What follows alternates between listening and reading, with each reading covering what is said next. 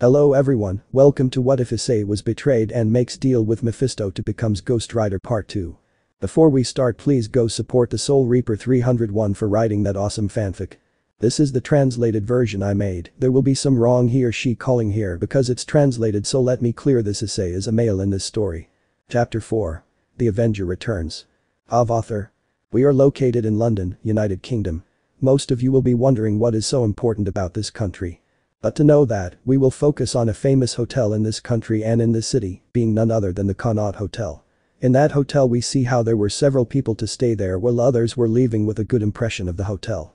However, we will focus on the bar of this hotel, in which we see how there were several corpses of people having their skins a pale white color, as well as having a dark expression decorating their faces. At the drinks bar, we see Alex drinking a glass of liquor with ice and apparently being in a very bad mood. Alex. That idiot Gressel, I still don't understand how he was able to lose against him, he said seriously and angry, drinking all the liquor in one gulp. Come on Black, you don't have to act like that. I know we'll manage to finish off the Phantom Avenger as well as obtain the Saint Vengeance contract, and once all that is done, we'll accomplish our goal, said the seductive voice of a woman who had hugged Alex from behind. Note. The reason why Wallow is a woman instead of a man is because I thought it was a good idea and I asked my brother and he said that Simon would do it, end of note. I agree with Wallow, Blackheart. Once we get the Saint Vengeance contract, we can finish off Mephistopheles and his pet, said the serious tone of a man sitting near where the one known as Blackheart and Wallow were. Blackheart. What have I told you, Abigail, don't say that name, he said in a serious and annoyed tone, while his skin began to turn darker and his eyes took on a very dark black color and his face took on a somewhat gloomy demonic appearance. Abigail didn't say anything, instead he just looked away. However, someone entered the bar and the three of them turned their gaze towards the person who had entered. But there was nothing and no one standing at the door, the only ones there were the men of various corpses that were almost everywhere. However, the voice of a certain old man caught the attention of the three. Mephistopheles. Why don't you want them to say my name, son? Are you ashamed that I am your father and creator? He said asked while standing behind the bar, opening and smelling different alcoholic beverages, none of which he liked. Blackheart. What are you doing here? Father, he said seriously looking at Mephisto, who took a bottle of water out of a mini fridge. Mephistopheles. How many times have I told you? Son, you must always respect your elders, he said in a calm tone, taking some water. Blackheart. Do you really think I'm going to respect a decrepit, weak, useless old man like you? You're very wrong, father, he said with a tone full of superiority and a mocking smile. Mephistopheles. You can't imagine how much I regret having created you, Blackheart, he said seriously, looking with disappointment at his creation and son. Blackheart. Oh yes, and you will make us a father. From what I understand, you have no power either in the human world or in the underworld. You were only reduced to this, which makes me feel sorry and pity just by looking at you, he said mockingly, while Mephistopheles said nothing, and what's more, he didn't seem to be affected by what Blackheart had told him. Mephistopheles. You're right, son, I have no control in the human world, nor in the underworld or anywhere else, he said something serious, while Blackheart just smiled victoriously, thinking that his father was nothing more than a simple weak old man. Mephistopheles. But you forget that I have power and control over someone, and you know very well who he was talking about, he said something serious, which made Blackheart smile, but he only began to laugh in complete mockery of his father. Blackheart. Who, your Avenger? You have to be joking, father, did you forget that the last two of your Avengers ended up turning their backs on you? Also, one of them took the contract of Saint Vengeance with him, and to this day, it is still missing, he said asked seriously, but at the same time mockingly, but that didn't even faze Lucifer's firstborn. Mephistopheles. Yes, I will never forget that. But this Avenger, unlike those two, he is loyal, with a good sense of commitment and with great focus and determination when it comes to proposing something, he said in a calm tone, while with each word that Blackheart heard, he clenched his fists in fury. Mephistopheles. It doesn't matter if I have power or not, my son, it doesn't matter where you go or hide. My Avenger will find you and finish each and every one of you, one way or another, he said with a mocking smile, making Blackheart cast a spell on him. But the only thing that spell did was destroy the wall, as well as the alcoholic beverages that were in sight. Still, there was no trace of Mephistopheles anywhere, something that made Blackheart very angry. Blackheart. Damn old shit, he exclaimed furiously, hitting the drinks bar. Blackheart. Abigor, he exclaimed seriously looking at the wind demon. Abigail. What do you need, Blackheart? He said ask something serious, since he shouldn't take the aforementioned anger as a joke. Blackheart. I want you to find the Avenger and eliminate him from existence itself, remove the skin from his flesh, crush each of his bones, and as proof that you did your job, I want you to bring me his head," he exclaimed seriously and authoritatively, while Abigail only nodded to get up and proceed to leave, but Blackheart. "And you better not come back empty-handed," he said seriously while he slowly calmed down. Abigail for his part didn't say anything. Abigail's body had completely turned into wind, only to leave the bar using the door. Meanwhile Blackheart sat back down at the bar, ready to pour himself another shot of liquor. "Bolo. Don't be like that, dear. Unlike Gressel, Abigail will finish off the Avenger. Of course, he will play with him a little, but then he will get a little serious and kill him," he said with a confident tone that Abigail will complete the mission that Black had given him. Bolo for his part grabbed the bottle of liquor to serve the drink to Blackheart, who gladly accepted the kind gesture of the water demon. "Blackheart. I hope he does," he said seriously, sipping his drink. Bolo. "Well hey Black, since it's just the two of us, why don't we have some fun?" he said in a seductive tone, approaching Blackheart and then giving him a little bite on the ear. Blackheart, feeling this, didn't hesitate a second longer and drank all the liquor in one gulp, then turned his gaze towards Wallow who climbed onto his lap. The first to take the initiative was Blackheart, giving a passionate kiss to Wallow who responded in the same way. However, as the seconds passed, they both began to kiss with more intensity and lust. Getting up from his chair, Blackheart sat Wallow on the bar while still kissing, both separated but instantly after doing so. Wallow began to take off his jacket as well as his vest, leaving him only with his shirt open. Lemon skipped.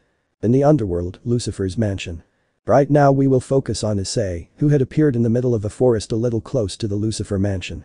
Issei just proceeded to walk through the forest in search of the tunnel he had made a year ago. He more or less knew where it was, although he perfectly remembered that he marked some trees in case he forgot.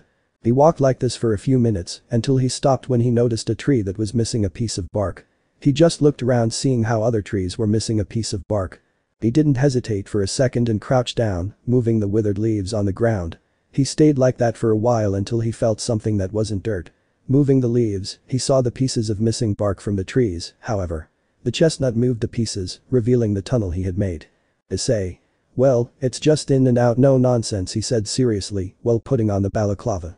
After that, Issei entered the tunnel, glad that he had made it so wide in the past, because nowadays he wouldn't even have been able to enter.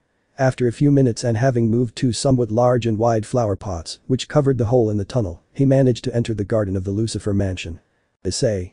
"Wait a second, you're telling me that nobody, of all the people in that castle, doesn't move the flower pots?"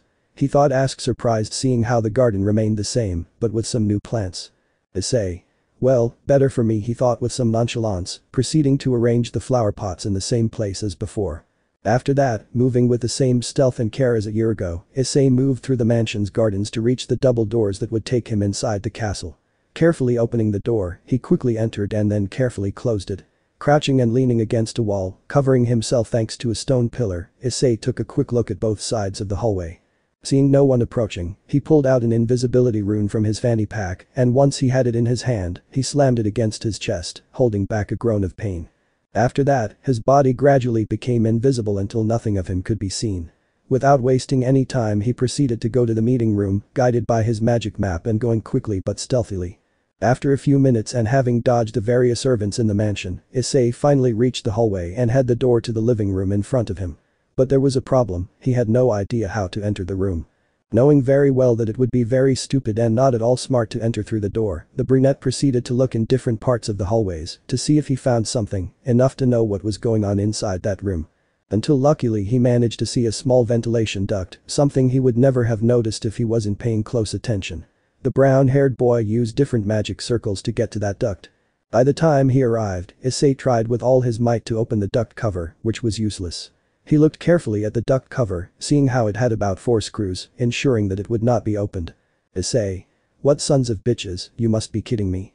This whole damn place was surely created with magic, but to close the cover of a duct they use screws. I hate my life," he thought with some annoyance, noticing that the screws were very tight. Using a low-power spell, Issei easily destroyed the duct cover and then proceeded to climb as high as he could, or at least as high as the ceiling allowed. Issei. "Damn, who was the one who got sick, or what the hell did they smoke to make the hallways so high?" he thought with some anger and fear when he saw that the fall was not short at all. But at that, the invisibility effect had already ended, and as if that were not enough, a maid passed through the hallway as she managed to hear the moment in which Issei destroyed the ventilation cover. although the maid only shrugged her shoulders to leave the hallway as she did not see or notice anything out of the ordinary. Issei. Well, to start with, I can't get into that vent for nothing. Only something small like a rat could do it, he thought while looking at the ventilation duct until an imaginary light turned on above his head. Issei proceeded to make a magic circle from which water came out, but the water was taking more shape until it became a completely water rat in his left hand. Issei. I hope it works, he whispered hopefully while the rat just looked at him. Issei. Hey, hello little friend, can you understand what I'm saying? He said, hoping that the water rodent would understand him, but the animal just looked at him. Issei. I'll repeat it, okay? Do you understand what I'm saying? He said, but this time making signs with his hands. The mouse for his part stood there still doing nothing, while Issei lost all hope and thought that his entry to the Lucifer mansion was totally useless. He was a little depressed, but decided to leave that aside to proceed to leave, however the rat began to lick the palm of his hand, which strange him. Issei. Is something wrong, little friend? He said, looking at the rat, but with his free hand he hit his forehead. Issei. I seriously must be a complete idiot if you didn't understand me before, much less will you now, he said, feeling like the biggest idiot in the world, but his sight focused on the rat, who only nodded and wagged its tail. Issei. Wait a second, do you really understand me? He said, surprised as his hopes returned. The rodent stood still at first, then moved up and down and moved its tail as a sign that it understood the brown-haired boy. Issei, for his part, was surprised, excited and wanted to cry, but it was not time to celebrate. Issei. Coughing, you see that ventilation duct? I need you to go there, to move through the ventilation, so that you can get in or at least see something in this room, he said, showing him the ventilation duct and the room he had to go to. Issei. Unfortunately, I don't have any plans for the ventilation ducts, so you'll have to do it yourself. Can you do it? He said, putting all his hopes on the rodent to do what he couldn't do. Issei just looked intently at the water rat, who only remained still for a few seconds and then nodded, eliciting a sigh of relief from the brunette. Issei. Thank you very much, really, but before sending you there, he said to put a magic recording circle on the rodent's eyes. Issei.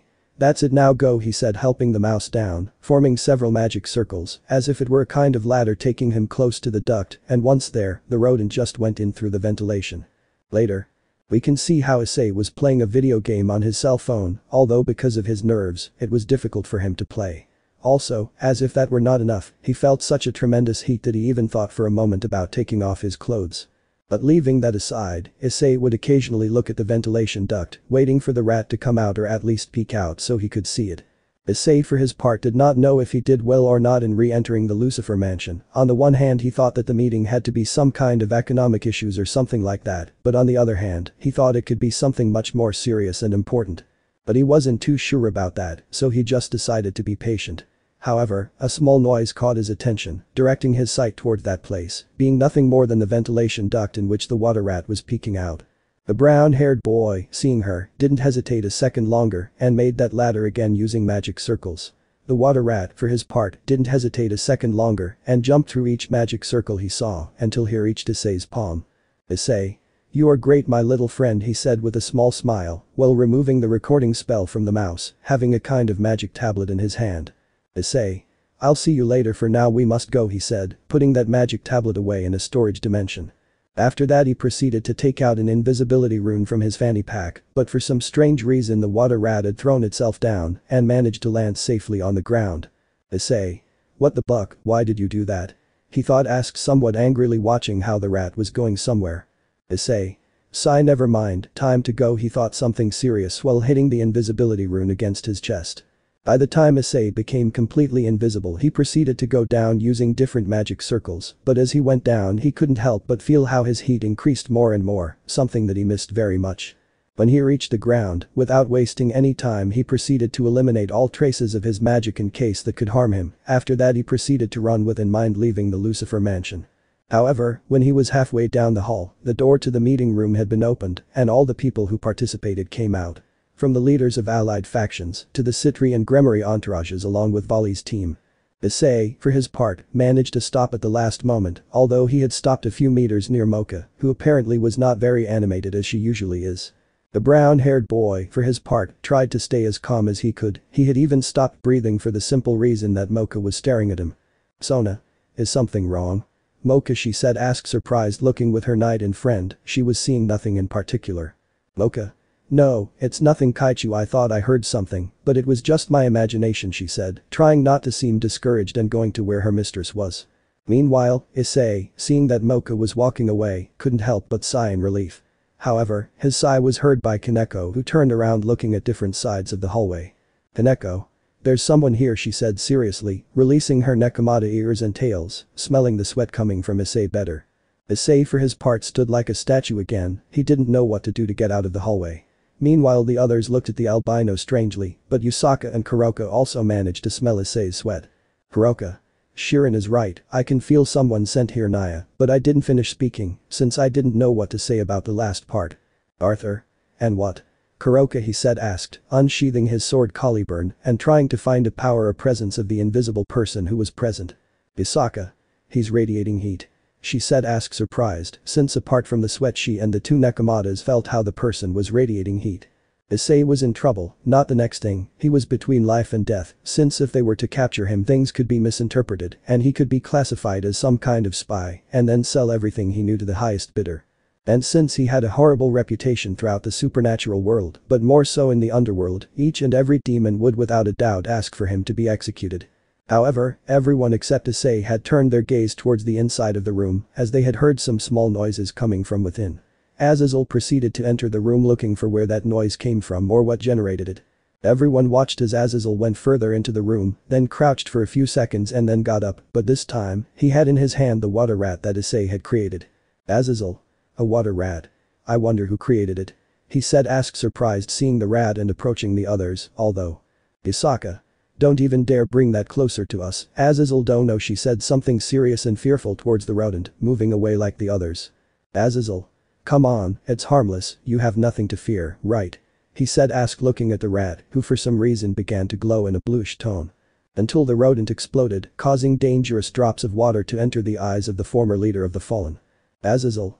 You bastard son of a bitch," he exclaimed angrily at the rat, rubbing his eyes in pain while the others approached him. Seeing everyone move, leaving the corridor free, without hesitating a second longer, Issei began to run while mentally thanking his creation for what he did. "Issei. Thank you very much, little friend," he thought with some sadness as he left the hallway, being noticed by the Yakkes. "Kuroka. He's running away," Naya exclaimed, the black-haired Nekomata pointing where Issei was going. "Searches. Go for it now," he exclaimed seriously and authoritatively, to which everyone nodded at his order. Issei for his part just ran through the halls trying to use his memory, he had planned to leave the mansion through the tunnel he used to enter. Since he was very sure that all the exits of the castle were protected by the castle guards so that he could not escape. But to his bad luck, he noticed that the Citri and Gremory retinues were following him, but he couldn't see any member of Vali's group with them. Issei just tried to quicken his pace as all of them were catching up to him. He had no chance of winning if he faced all of them, let alone if the leaders along with Vali and his team arrived to join the fight. For that reason he concentrated more on running and the path ahead of him, although he also concentrated on dodging the spells that the girls threw at him. Issei. It's over, to hell with it all, he thought seriously as he stopped dead, turning around and creating a magic circle. Both entourages, upon seeing the magic circle, did not hesitate a second longer and covered themselves using the stone pillars that were in the corridors, in addition to using some magic circles as protection. "Sona. Tsubaki," she exclaimed seriously and drawing the queen's attention, who instantly understood what her mistress wanted. "Issei. You should never have thought that, Kaichu," he thought seriously, knowing why the Citri heiress called her queen.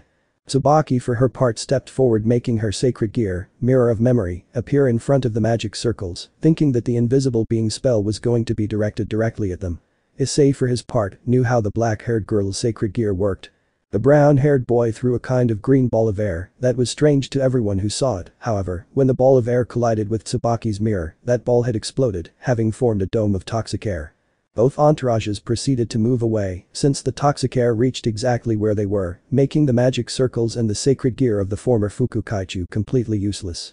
But without falling short, Issei created another magic circle from which a flame of fire came out, which, upon coming into contact with the toxic air, formed a large explosion in the place. Issei. That will keep them busy for a while, thought something serious, believing that with that explosion, he did not hurt any of the girls, he did not waste time, and proceeded to continue on his way. However, Issei had made a big mistake, since both Sona's and Ria's pieces were a little hurt and had few burns, since both kings had some time to create a few magic circles so that they would not be too hurt. "Sona. "Tsubaki," she exclaimed, euphoric and completely worried about her queen and friend, who was on the ground with several somewhat open wounds, as well as having second and third degree burns.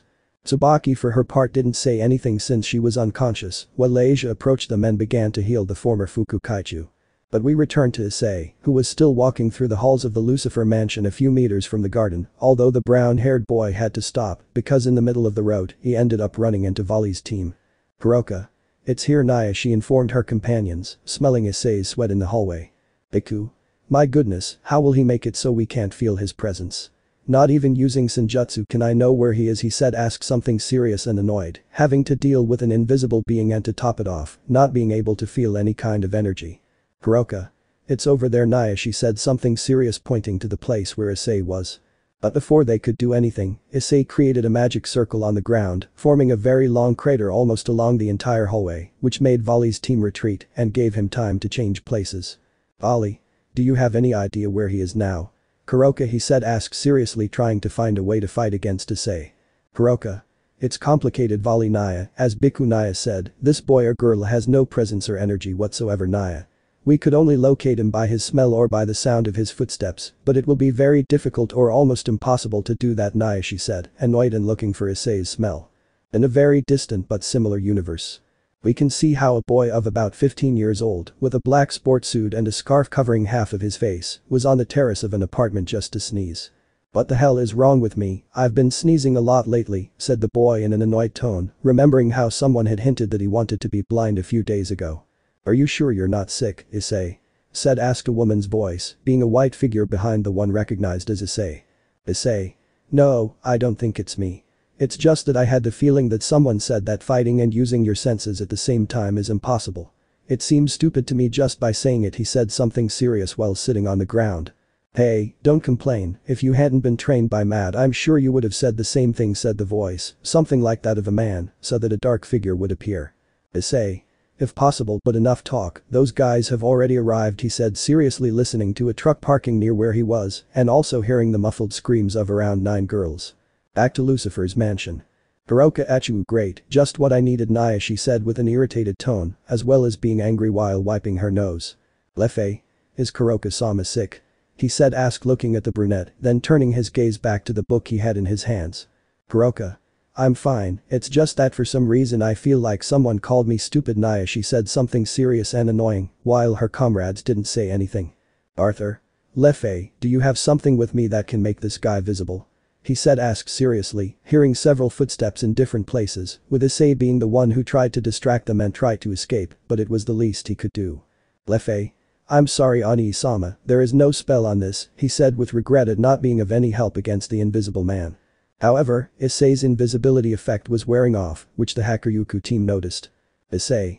Shit, don't do this to me, don't do it," he thought, seriously, watching how the invisibility effect was wearing off little by little until he became completely visible. "Issei. Damn, this is going to be really complicated, and with Vali here it's impossible for me to get out unharmed or maybe run away. I'm more than dead," he thought seriously, but still got into battle stance in case it was necessary. "Vali. So it seems that your invisibility was limited, huh?" he said with a smile, looking closely at the brown-haired boy, but at no time did he recognize that it was Issei. "Vali. Who is he?" didn't finish speaking because out of nowhere, he and his entire team began to writhe in pain to the point that they lay down on the ground. Issei looked very strange at that, he didn't know what was happening to them, but it seemed that all of them felt a terrible pain inside. "Mephistopheles. Hurry up, Issei, I can't keep him like this for long," said the old man's voice behind him, which made him turn around, but Mephisto was not there. But anyway, he decided to take advantage of that to run out of the hallway. He kept running until he managed to reach the garden and then headed towards the tunnel.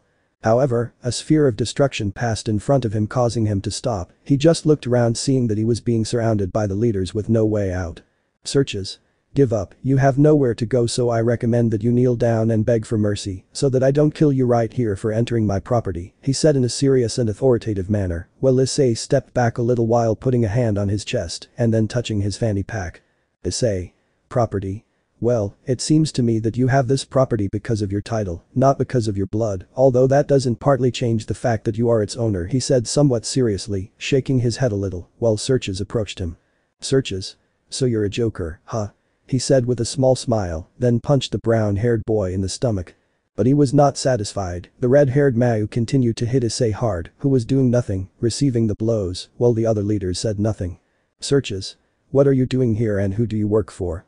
He said asked seriously, grabbing Issei's shirt and looking him in the eyes. Issei. Hey, I have a question. If the hacker Yuiku is a descendant of Lucifer, why don't you give him this mansion? After all, he has the blood of a super demon running through his veins. He said asked, surprised, holding back the pain from the blows he received from the Mao. Searches. I asked you a question, he exclaimed seriously, throwing Issei to the ground, who only spat out a lot of blood. Issei. Oh, how idiotic of me, you are a Siskin, right? Do you plan to give this mansion to your little sister when you leave your position, right? Of course, it could be expected from the great Siskin Mao, he said mockingly, knowing that talking about his sister would make him angrier. Searches. Don't mess with, I didn't finish speaking since Issei was smiling very mockingly, which surprised them all. But Yusaka saw that Issei's fanny pack was glowing, so she was going to do something, but it was too late. A huge flash of light had blinded the leaders. While Issei took advantage of the fact that everyone was blind to go to where the tunnel was, throw the flower pot and proceed to leave the Lucifer mansion. A few seconds later, Issei was already outside the Lucifer mansion, and he quickly proceeded to create a magic circle in the direction of his apartment. In the Issei department. In an instant, when Issei left the magic circle, he proceeded to change the course of the trip to another side, and once he did that, he eliminated all traces of magic in his apartment so that he would not be tracked. He just took off his mountain pass and threw himself to the ground, breathing very tiredly, still with blood in his mouth, but with a big smile on his face. Issei. That was close, very close, he said, tired and relieved of not being caught. He saw his fanny pack, which was all burned and destroyed. The brown-haired boy shook his fanny pack a little, making his cell phone come out, which was also burned and destroyed, making him feel sorry for seeing it. He proceeded to look at his chest, seeing how his shirt was burned, although underneath the shirt, there was a magic circle which prevented it from being damaged in that part. Issei. It seems I'll need to buy another fanny pack and another cell phone, he said, while throwing his fanny pack and broken cell phone around. But the brown-haired boy quickly sat on the ground to think about Mephistopheles' voice and wanting to know what happened to Vali's team. Issei. I wonder why he helped me. He said asked somewhat seriously and surprised, getting up from the ground. However, he felt like an intense heat running through his entire body. Issei quickly took off all his clothes, including the boxers he was wearing, revealing that he was sweating excessively. He quickly headed towards his bathroom, turning on the light to get closer to the mirror and see how his skin, including his manhood, was a tomato red color. Seeing that, he didn't hesitate a second longer and got into the shower, turning the cold water knob, which relaxed him too much when he felt the cold water. A huge steam rose from him as he sat down in the tub, letting the cold water run over his entire body. However, the heat never went down, it only increased. Coming out of the shower all wet, he looked at himself in the mirror, seeing that the red on his skin was getting more and more intense, only to throw himself to the ground feeling enormous pain. Crawling along the floor leaving the bathroom, Issei was agonizing in pain on the floor. Issei, unable to bear it any longer, began to scream in pain. He moved abruptly on the ground, feeling like his skin and flesh were being consumed by hellish fire. Clearly, his screams had alerted more than one neighbor, who took the trouble to approach Issei's room. Issei. Ag ha ha ha hey ahhhhhhh, he screamed and laughed like crazy, while his eyes had exploded and his face was consumed by hellish fire. After a few moments, all of Issei's skin and flesh were once again consumed by that hellish fire. But it was no longer Issei, but this time it was the same Phantom Avenger, who returned and was ready to seek out guilty souls to punish them. As if it were a robot, the skeletal figure rose from the ground, completely seeing Issei's room. However, his sight was directed towards a somewhat dark corner, in which there was a one-person armchair, but on top of this armchair were the clothes he had taken from Gressel. He approached the corner to just grab the clothes and put them on. Once that was done, he proceeded to leave Issei's apartment. Being in front of the door, the Avenger without hesitating for a second extended his hand a little, burning the door to just proceed to leave. But when he left, in almost the entire hallway were Issei's neighbors who, at the moment of seeing the Avenger, each and every one of them were in complete shock. Avenger.f. All of you innocent, he said in a dark tone, not noticing any kind of guilt in all the people present. Some of the tenants could not bear it any longer and fainted, while the others stepped aside to let the skeletal figure pass. As he walked down the hall, the Avenger left a trail of footprints, while the people who were present stood with their eyes closed and trembling with fear. Practically none of them had the courage to face him. After a few minutes, we can see how the Avenger was leaving the hotel to stay there on the sidewalk, looking to both sides of the street as if he was waiting for something. "Stop right there, hands behind your head," exclaimed a policeman, more specifically Agent Cho himself, along with Agent Rigsby, who were pointing their pistols towards the Avenger who just looked at them. "Rigsby? Put your hands behind your head," he exclaimed seriously while inside he was more than amazed to see what he had in front of him. "Joe. Rigsby, shoot," he exclaimed seriously, beginning to pull the trigger of his gun. His partner only felt the two of them start shooting at the Avenger, who just stood still. Seconds later, the two agents ran out of ammunition and saw that their bullets had done nothing to the Avenger. The skeletal figure couldn't sense any kind of guilt or corruption in either agent, so he extended his hand, creating a wall of fire which pushed the two agents hard, causing them to fall to the ground. Neither agent received much damage, the only thing that hurt them was the fall. Meanwhile, with the Avenger, he heard the sound of a motorcycle approaching. He just turned around, seeing how his already transformed motorcycle was parking near him. The Avenger just got on his motorcycle to start driving, leaving a line of hellish fire. "Joe Rigsby, are you okay?" he said, asked, somewhat hurt, getting up from the ground. "Rigsby? I am, but what the hell is that thing?" he said, asked, somewhat hurt and also getting up from the ground. "Joe? I don't know, but we have to call the boss. You ask for reinforcements," he said seriously as he headed towards his truck, while Rigsby had taken his cell phone out of his pants pocket. Somewhere else. We find ourselves in the forest where the Avenger had finished off Gressel. In this forest we can see the corpses of different demons, fallen and angels scattered around.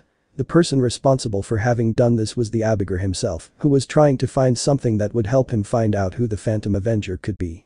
But all he could feel was the energy of Gressel and the Avenger, which were slowly disappearing. "Abigail? I didn't think this job was going to be so complicated," he said with a tired tone, since he couldn't find anything to at least get an idea of who the Avenger could be. But quickly, the Wind Demon felt the energy of the Avenger in the city of Kuo, which made him smile. Without saying anything, his body turned into air to go in the direction of the city in search of Mephistopheles' creation. But the Avenger.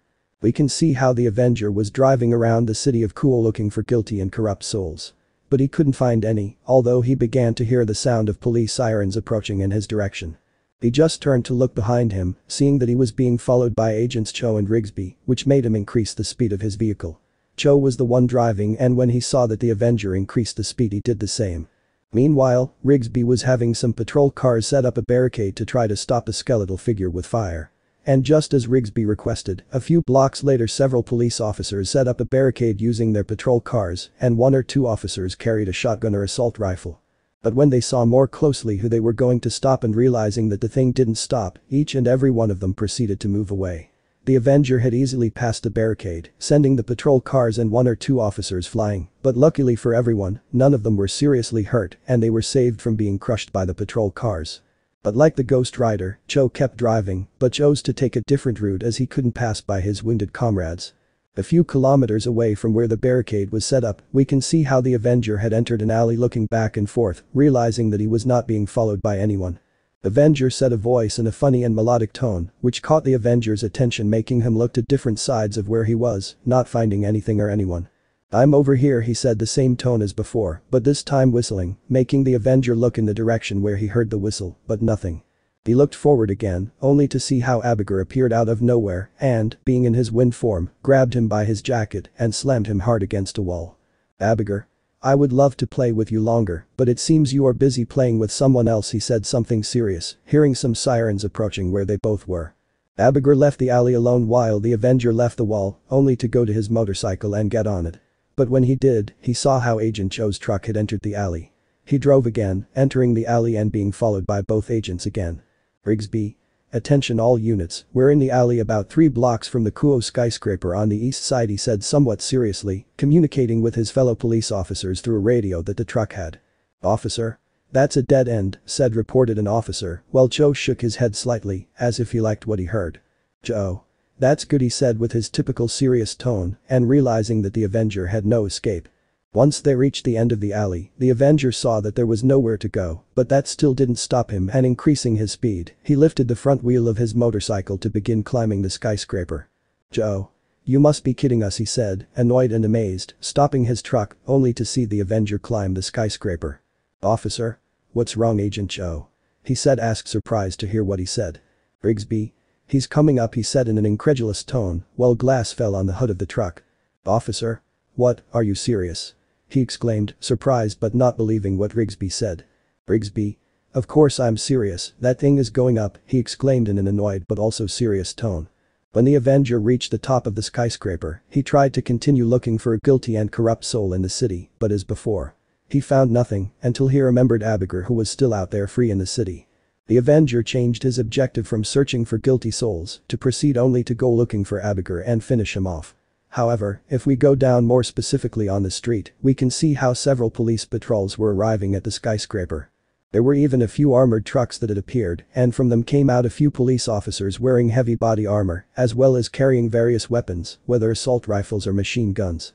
Meanwhile, some police officers were in charge of setting up a barricade, since there were several people who wanted to know what was happening, but the officers only asked each and every one to back off to prevent anyone from getting hurt. But back to the Avenger, who, despite not showing any expression, was starting to get very upset. Until a helicopter appeared, which made him get off his motorcycle and grab his chain, which was tangled in the back of the vehicle. With his chain in hand, the Avenger proceeded to approach the helicopter and then threw it, causing it to become entangled in the landing skid of the aircraft. With incredible strength, the Avenger pulled the chain, drawing the helicopter towards him. The pilot was completely nervous and scared of what the skeletal figure could do to him. He even tried to raise the helicopter, but the Avenger's great strength prevented him from doing so. "Pilot. Please let me go, I beg you, I'm just doing what they ask me to do, that's all," he exclaimed full of fear, seeing how he was getting closer and closer to where the Avenger was, who heard what he said. Avenger.F. "You're making me angry," he said with clear annoyance in his voice, but without abandoning that dark tone that characterizes him. "Pilot.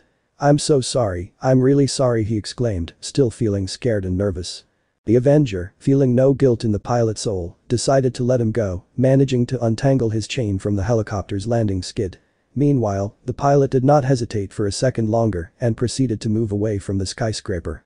After that, the Avenger wrapped a chain around his chest and then got on his motorcycle to go in search of Abigail. Without a second's hesitation, he started driving, jumping off the building, but to avoid falling into a nosedive, he took the chain off his chest and stuck it into a part of the building, causing the motorcycle to crash into it and proceeding to go down while wrapping the chain around his chest again. Meanwhile, the people who were on the street, seeing the Avenger get off, were so stunned that most of them didn't think twice and started recording with their cell phones. Meanwhile, each officer proceeded to take his respective post using patrol cars as cover. The Avenger almost reached the ground, he raised the front wheel of his motorcycle again, preparing for the impact. When he reached the ground, Mephistopheles' creation had generated a huge roar, in addition to having raised a large curtain of dust, while all the people had crouched down. After a few seconds of the dust dispersing, all the people who were present as well as the officers slowly stood up.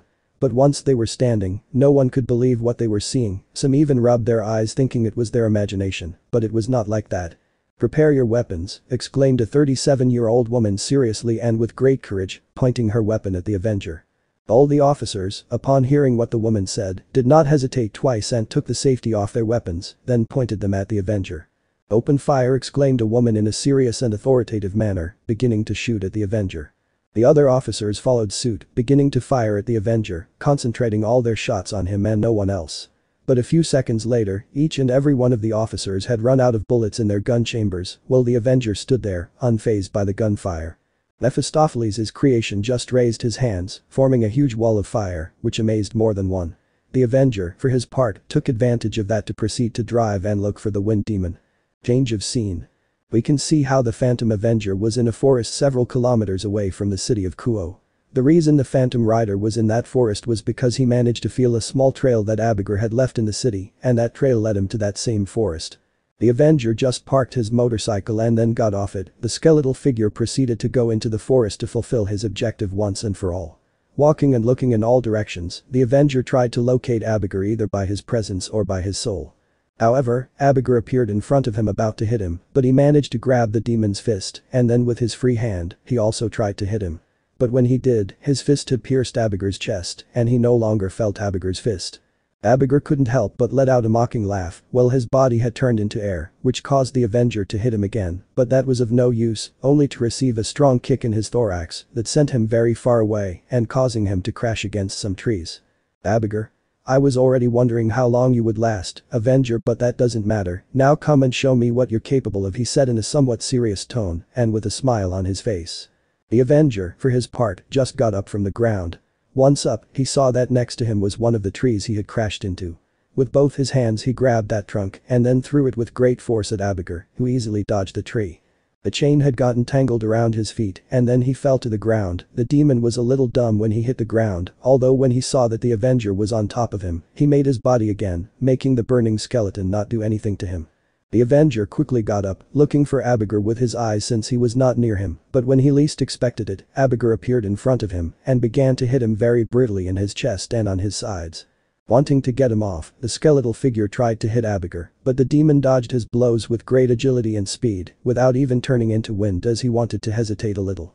But when the Avenger tried to grab Abigail by the neck, the aforementioned bent down and swept his feet causing him to fall, but in mid-air Abigail gave him a strong elbow in the chest, crashing him to the ground. Abigail? You must be kidding me. Is that all you have? Avenger, because if so you disappoint me, he said in a serious and disappointed tone, getting up from the ground and seeing the Avenger lying on it. Of course, the burning skeleton, upon hearing that, did not hesitate to get up while Abigail smiled and attacked the Avenger. But when he tried to attack him, the skeleton moved with a little more speed and agility than before, enough to dodge his blows. Abigail noticed what the Avenger was doing and it bothered him quite a bit. He decided to increase the speed of his blows, managing to connect some of them either in the skull or in the thorax of the skeleton. However, the Avenger again dodged Abigail's blows with more speed and agility.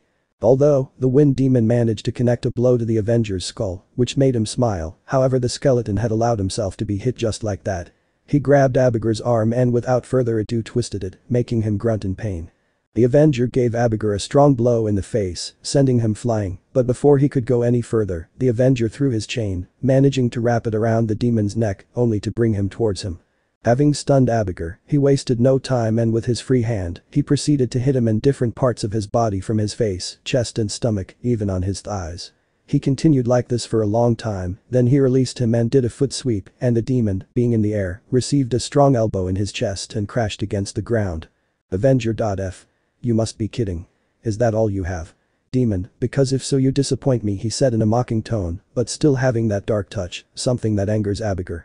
But before he could do anything, the Avenger grabbed him by his feet and began to spin, going faster and faster, then released him, causing him to fly into a part of the forest, crashing into several trees and even the ground itself. After crashing into several things, we see how Abigail was on the ground spitting a lot of blood, feeling immense pain throughout his body. Meanwhile the Avenger went directly to where the demon was, until his sight focused on one of the trees that were lying near him. Without further ado, he approached one of the nearest trees to lift it up, causing it to begin to burn on the outside, but inside the tree, there was a large amount of hellfire, and the leaves on the tree were being consumed by the fire. After that, he wasted no time and ran towards Abigail, who was just getting up from the ground. But without giving him time to react, the Avenger hit Abigail with a tree, sending him flying very, very far away. The Avenger just threw the tree over there, causing the hellfire it contained to disappear instantly. He just looked in the direction where Abigail went, and as if it were a coincidence, his motorcycle had parked near it. Wrapping his chain around his chest again, the Avenger climbed into his vehicle and proceeded to drive towards where Abigail was. But in the middle of the road, out of nowhere he felt an enormous power grow, and a large tornado formed in the place where he felt that power. The tornado had only lasted about 5 seconds for everything to return to normal. The Avenger for his part chose to go to where Abigail was and finish him off. However, when he arrived at the place where Abigail was supposed to be, there were a huge number of trees everywhere, and there was also a large hole in the middle of the place from which the same abyss came out, but with a very different appearance than before.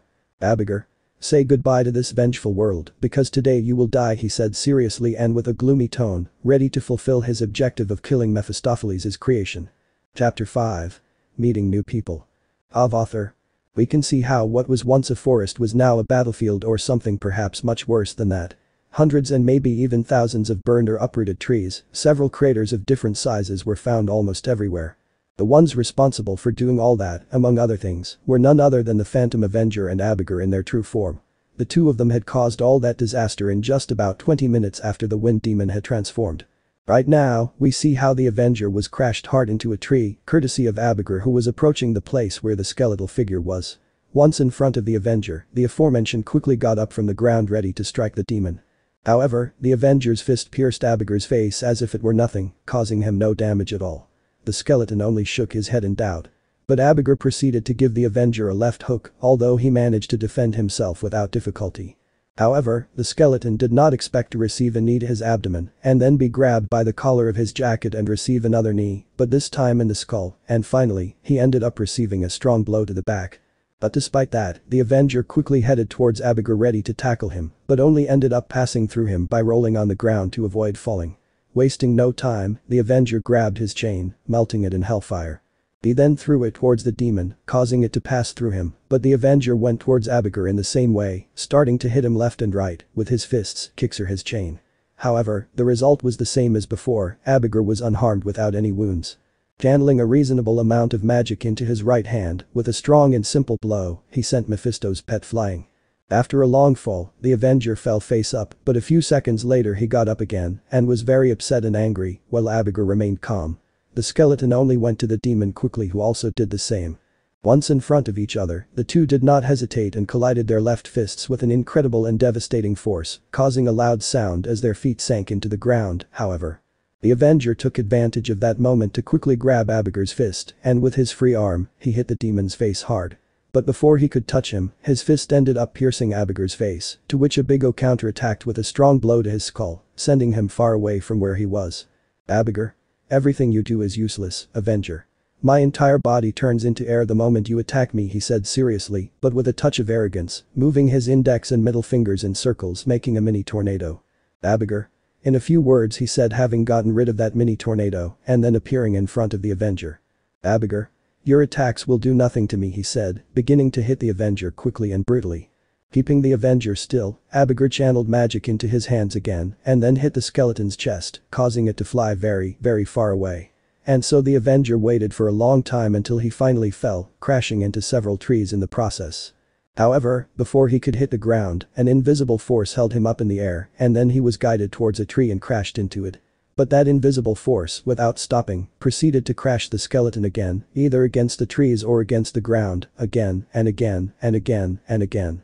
So then the Avenger was taken to the highest point of the sky, and once up there, that invisible force released him, causing Mephisto's pet to plummet at enormous speed.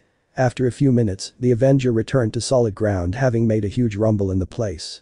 Very close to that crater was Abigail, who with a single movement of his hands, had cleared the dust that was in the air. Although his sight was directed to the center of the crater, seeing an Avenger without the hellish fire surrounding his skull, that was full of cracks and without his jaw. Abigail for his part gave a smile in victory as he proceeded to approach the Avenger, ready to tear off his head and take it to Blackheart. But the moment he touched the Avenger's skull, the empty sockets of this one began to fire, and in that instant, from the mouth and eyes of the Avenger came a huge flame of hellish fire, which Abigail received but managed to turn into wind before that fire did more damage to him. By the time the fire dispersed, it could be seen that Abigail had first and second degree burns on his face, chest, arms and hands. But out of nowhere, the Avenger's motorcycle appeared, trying to crush Abigail, but it was useless because it ended up passing through him. Although the vehicle parked near its owner, who got up from the ground while his skull was once again engulfed in hellfire while his cracks and even his jaw regenerated. The Avenger began to drive out of the crater without problems. However, Abigail noticed that on the back of the motorcycle was the Avenger's chain. To which he instinctively looks below him, noticing how the chain was tangled around his right foot. Clearly this took him by surprise, as he never felt or saw the Avenger wrap the chain around him or the back of the vehicle. But his sight ended up focusing on a certain old man, who was waving his hand in a goodbye sign with a mocking smile on his face. Abigail? Damn you, old man. He didn't finish speaking because he fell to the ground and began to be dragged. While Issei was driving through the forest making sudden movements, behind him was Abigail, who was being dragged along the ground, trying to dodge the hellish fire coming out of the motorcycle, as well as avoiding hitting the trees. But the way the Avenger was driving made it very difficult for him to do so. He even tried to cut the chain with his hands, but when he touched it, his hands burned due to the hellish fire that was melted into it. Already completely fed up with everything, Abigail began to emanate an incredible aura of power and then created a tornado with the movement of his hands. Obviously, that made the Avenger lose control of his vehicle, while the demon managed to free himself from the chain that held him. And in just a few seconds, Abigail had managed to create a category F4 tornado, almost reaching F5.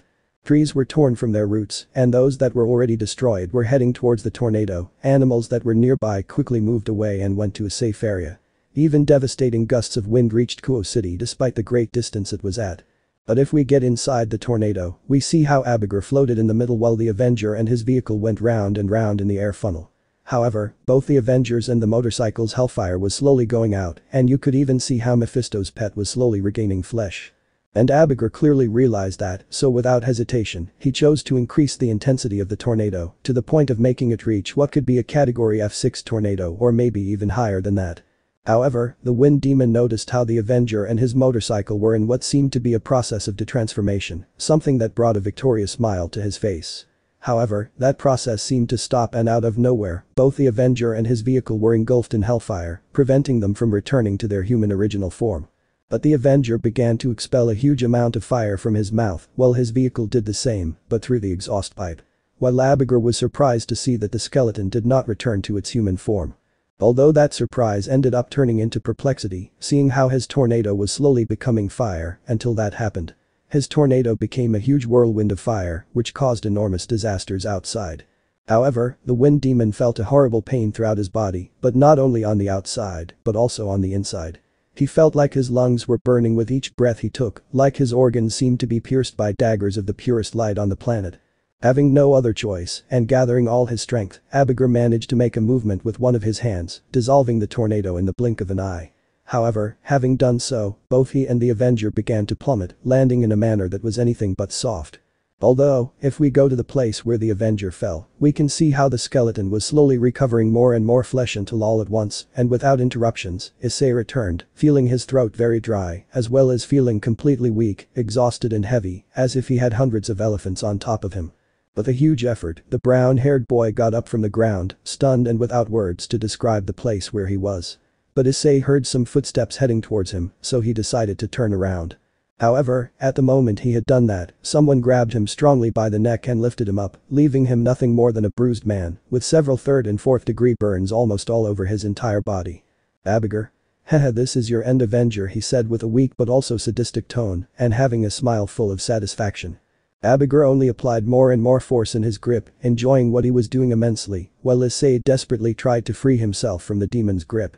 But because of how weak, exhausted and heavy he was, he couldn't do anything. Little by little he was losing oxygen, and his eyes were closing, just when Abigail was about to break the chestnut's neck. A dagger of fire pierced his chest, more specifically the place where his heart is supposed to be.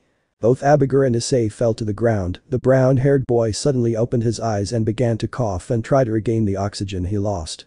While Abigail was dead and without any strength, the wind demon began to crack little by little until it turned to ashes. Having fully recovered his breath, Issei looked up at the person who saved him. But to his bewilderment, in front of him stood a phantom Avenger, but it seemed to be a woman. Issei didn't say anything when he saw her, instead he just looked at her for a few seconds and then fell to the ground face up, having fainted from the exhaustion he felt. Meanwhile, the Avenger just looked at the unconscious brunette. Change of scene. We see how Issei was sleeping in a room in one of the apartments in the city of Kuo. However, Issei was sweating a lot in addition to moving from one side to the other in bed. Until he woke up suddenly, having an expression full of panic and fear beginning to touch his face. Noticing that everything was normal, Issei let out a sigh of relief sitting on the bed, trying to forget about the nightmare he had. Although Issei began to feel like his throat was dry like a mummy's armpit, but luckily for him on a nightstand, there were several cups of water which he did not hesitate, and the first cup he grabbed, he quickly drank that liquid. After drinking all the cups of water, Issei realized that he was not in his apartment, so he just proceeded to leave the room with some difficulty. As he walked through the hallways of the house, the brown-haired boy wondered where he was. Having gone down some stairs, Issei looked around not noticing anything suspicious, although some small noises caught his attention, so he quickly turned in the direction of those sounds, seeing a room that seemed to be the kitchen. Being completely on guard and walking slowly, the brunette headed towards the kitchen and entered it. Once inside, Issei found a girl of about 15 or maybe more years old, who only turned her back on him. "How is your throat?" he said, asked in a somewhat calm tone, turning around and looking at the brown-haired boy. The girl had short jet black hair, her eyes are large, and her eyes are a dark gray, almost black. Although Issei noticed that the girl had a small scar under her right eye. Around his neck was a red scarf, while his clothing consisted of a white shirt and white pants. Issei. "Okay, thanks for asking and for the water," he said with a somewhat grateful tone, while the girl just sat on a chair near him. "The first few times you'll feel like your throat is as dry as the desert, but over time you'll get used to it," he said, still in that calm tone, taking a sip from a cup containing coffee. "Issei. If I end all this before," he whispered seriously, willing to complete his deal with Mephisto and stop being the Phantom Avenger once and for all. "Issei. Thanks for helping me and everything, but I have to go, he said with a somewhat grateful tone, ready to leave, but more of them will come and you know it, right? Besides, the whole city now knows about the Avengers' existence, and who knows, maybe the whole world, he said in a serious tone, giving her a brief summary of what happened last night. Issei. Sigh, I'll solve that once I finish with all of them. He didn't finish speaking because the girl interrupted him. How will you finish them off? As far as I remember, that demon was about to kill you if it weren't for me, he said in a serious but also scolding tone, while Issei remained silent until. Issei. By the way, are you? He didn't finish speaking because the girl got up from her seat and walked towards the brunette. Mikasa. My name is Mikasa Ackerman and I am a Phantom Avenger like you, but with the difference that I have been doing this for more than 97 years, she said, extending her hand towards Issei, who was very surprised when he heard that.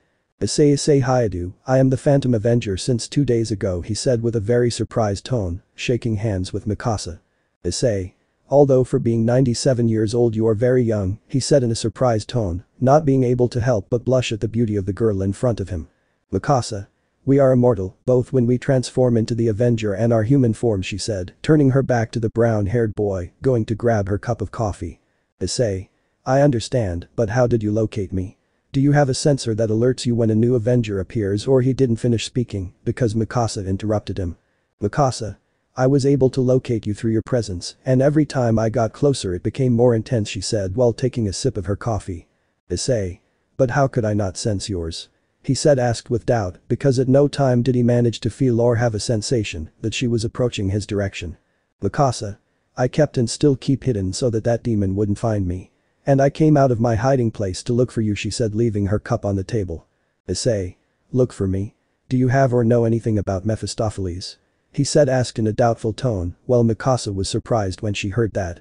Mikasa. Do you know him? She said, asked surprised, while Issei just made a face and then said. Issei. Well yes, after all I made the deal with him and he also gave me a little help. He didn't finish speaking because Mikasa abruptly grabbed him by the collar of his jacket. Mikasa. I need you to pay attention to me. No matter what that demon tells you or promises you. Never, but never trust his words and much less his actions, she said seriously, while Issei looked at Mikasa with doubt for that. Issei. Hey, what are you? I didn't finish speaking as Mikasa sharpened her gaze. Mikasa. Listen to me, that demon is not trustworthy, she said seriously, letting go of the brown-haired boy and going to the table, drinking her coffee in one gulp. Mikasa. In a few minutes I will leave the city and I advise you to do the same. Forget about any relationship you have and disappear. Forget that you were once a normal person, she said seriously, while Issei just looked at her. Issei.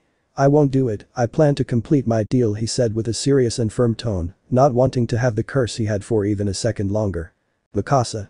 Okay, do what you want, but don't think that I'll stay here to help you, she said seriously, throwing some keys to the brunette who caught them. Issei just looked at the keys, noticing that they were the ones for his motorcycle in his apartment. Mikasa on the other hand left the kitchen ready to do what he said. The brunette stood still for a few seconds, then left the apartment being noticed by Mikasa. Change of scene. Now we can see how Issei was near his apartment driving his motorcycle, although when he arrived he saw how some police patrols left the place. Of course that surprised the brown-haired boy, so he quickly proceeded to park his motorcycle near the building. Once inside the apartment, the brown-haired man headed towards his home, but some of his neighbors asked him things like, are you okay, or how did you manage to escape from that thing, things like that. Issei had no choice but to lie, and once he finished answering some questions from his neighbors, he went to his apartment room. But upon arriving, he saw that his door was completely burned and there were police tapes on it. Not caring at all, the brown-haired boy broke the tape and entered his house, where everything was in disarray, which made him sigh annoyed. However, at that very moment his mind clicked and he quickly went to the room where he slept. When he entered, Issei quickly lifted his mattress, being surprised to find that the box of magic runes he bought was not where he left them. But then, Issei felt someone's presence behind him and he turned to see Agent Cho pointing his gun at him. Cho. Raise your hands, he said in a serious and authoritative tone, pointing his gun at Issei, who only did what the agent ordered. Issei. Don't worry Agent Cho, it's me. Issei, he said with his hand still raised, turning around slowly as Cho lowered his gun and put the safety on. Cho. Issei, what are you doing here? He said, asked in a serious tone, while the brown-haired boy shrugged his shoulders. Issei. I came here to know what happened after I left, he said, lied halfway, while Cho just sighed tiredly. Cho. I'll take you to the headquarters, I need to ask you some questions, he said seriously, while Issei lowered his hands, but. Issei. Okay, but can I have a few minutes in private to change? He said asked in a somewhat embarrassed tone since he wasn't wearing anything underneath and that includes underwear. Change of scene. Right now we see how Issei was in an interrogation room wearing a different outfit than he was wearing before. In front of Issei were Rigsby and Cho who listened to the brown-haired man's statement lie about that skeletal figure with fire in his skull. Cho. So that's what you did, he said with a serious tone and his stoic face, not believing at all what the brown-haired boy said. Issei. Hey, that thing appeared out of nowhere in my apartment and the only way out was the kitchen window, he said, lied, trying to make both agents believe him. Rigsby. But your neighbors told us that you screamed as if you had been hurt, he said in a doubtful tone, looking at a notebook that was near him. Issei let out a sigh and then lowered the collar of his shirt a little, revealing several blow marks which Akemi and Searches were the ones who made them. Issei. It wasn't much, but it hurt, he said with a sincere tone, while Cho and Rigsby were in doubt whether or not to believe what the brunette said. Issei. Do you need me to answer anything else? He said asked with a doubtful tone, looking at both of them. Cho. That's right, we want to know what these stones are, he said in a serious tone, taking a stone with strange symbols out of his pocket and placing it on the table, making Issei swallow when he saw it. Rigsby. We've been through and seen a lot of things throughout our career as police officers, but we've never seen anything like what happened last night or these stones. Do you have anything to tell us about these stones, Issei? He said asked with a somewhat serious tone because lately things have been happening that are not at all normal. Issei. They are magic runes, he said directly and without having any idea of how to lie to the agents, well the aforementioned, upon hearing that, thought they had heard wrong. Rigsby. Our magic runes, he said in a surprised and somewhat nervous tone, not believing what he heard. Issei. Yes, runes are magic stones, whatever you want to call them. Today's Otakus already want to look like real magicians like in an anime and manga, he said, having heard that lie, while both agents said nothing. Issei. I make them and once they're ready, I travel to different anime conventions and sell them, even though it may not seem like it, I make good money with it, he said with a sincere tone, while both agents still remained silent. Joe. Okay, the interrogation is over, he said with a serious tone, while Issei formed a small smile ready to grab the rune, but. Joe. But we won't keep them, he said grabbing the rune, to which Issei lost that smile he had. Joe, Rigsby will introduce you to some people, I will take this to evidence, he said getting up from his seat and leaving the room. Issei. Okay, I'll follow you, Agent Rigsby, he said as he got up from his seat and noticing that he had no choice but to follow the agent. Rigsby. It's this way, he said leaving the room, being followed by the chestnut tree from behind. Rigsby. By the way, Issei. What did you do to make them look like that? For a moment I thought they were actually magic stones, he said asked in a curious tone, while Issei didn't know what to answer until. Issei. It's a very complicated process, which unfortunately I can't explain with words, he said lied, while Rigsby seemed somewhat disappointed. Rigsby. It's not okay, I understand, let's continue, okay? He said, continuing on his way with Issei. They both walked for a few short minutes until they reached a large office in which there were two women. The first is the same woman who ordered all the officers to shoot the Avenger the night before, while the other was a 26-year-old red-haired woman who was checking some things on a computer. Rigsby. Boss, Grace, meet Haidu Issei. Issei, this is my boss Teresa Lisbon and Agent Grace Van Pelt, he said, introducing his boss and coworker to the brunette and vice versa. Teresa. Nice to meet you, Issei, she said approaching the brown-haired boy and shaking his hand with the brown-haired boys. Issei. The pleasure is mine, Chief Lisbon, he said in a somewhat respectful tone, then raised his hand in greeting to Agent Van Pelt. Issei. Nice to meet you, Agent Van Pelt, he also said with a somewhat respectful tone, to which Van Pelt reciprocated the brown-haired man's greeting. Grace. Same here, she said with a small smile, while Lisbon looked around as if she was looking for someone. Teresa. Where's Jane? She said asked in a strange tone, to which Rigsby and Grace tried to look for the Jane with their eyes. Jane. Here I am, said a 40-year-old blonde man, wearing a suit and carrying a cup of tea along with a small plate in his left hand. Jane.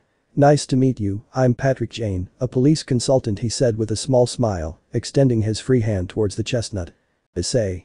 The pleasure is mine, Mr. Jane, I am Issei Haidu, he said in a somewhat polite tone, while Jane only made a movement with her hand. Jane. You don't have to be so polite, you'll make me blush, she said in an amused tone, as she walked towards a sofa. Rigsby. You're on time, he said noticing how Cho entered the office that they all share. Joe. I didn't have much to do either, he said taking a seat, while Teresa, seeing that everyone was there, took a deep breath and then said. Teresa. Good. Rigsby and Cho kept us informed about your case, Issei, all of us will do everything in our power. And if you have something to contribute, just say it. You can trust us, she said, trying to get on the chestnut's good side because he didn't seem very sure. Let's say. Issei. Does that mean I have to be honest and not waste their time? He said, asked in a somewhat doubtful tone, unsure whether or not to talk about what's happening to him at the academy. To Issei, what are we going to talk about when I release you? He said with a somewhat tired tone, while Issei perfectly remembered what he talked about with the agent the day before. Issei.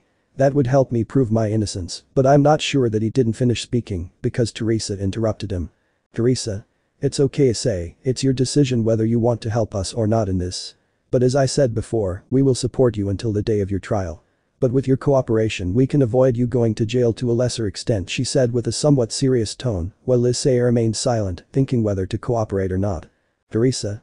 Will you cooperate or remain silent? She said, asked while Issei remained silent for a few seconds, then nodded, having already made his decision. Issei.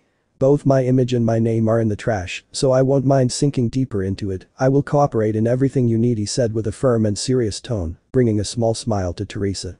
Jane. Everything will be fine, Issei, don't worry. You can be sure that we will clean your image as well as your name, he said with a confident tone, while sitting on the sofa. Issei. Okay, what do you need me to contribute? He said, asked with a smile, ready to take revenge on the Kuo Academy and also the supernatural beings. Chapter 6. Showing the monster inside me. Of author.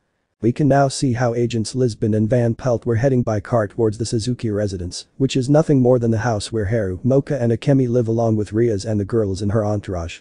Neither of them said anything to each other, although it was noticeable that Teresa was somewhat upset by what happened at the headquarters a few minutes ago. Flashback. Issei. Okay, what do you need me to contribute? He said, asked curiously and with a smile, hiding his intentions of wanting revenge on the Kuo Academy and the supernatural beings. Teresa. Well, to start, I'm going to make it clear that what you've done has no solution, therefore, it's literally impossible for you to end up being the innocent Issei, she said with a confident tone, something that Issei had seen coming for a while. Issei. So what are we going to do? He said, asked with a slightly confused tone, wanting to know how he could be of help. Teresa.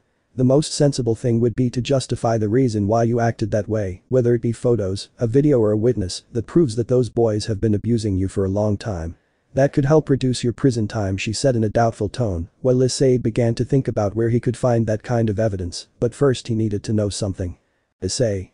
One question, how long will I be in prison? In case all this goes wrong, he said, asked with a somewhat intrigued tone, because he didn't know and didn't bother to investigate how many years of confinement they were going to give him. Joe. Your crime is aggravated assault. You will be sentenced to 2 to 5 years in prison, as well as having to pay a reasonable amount of money to those you hurt.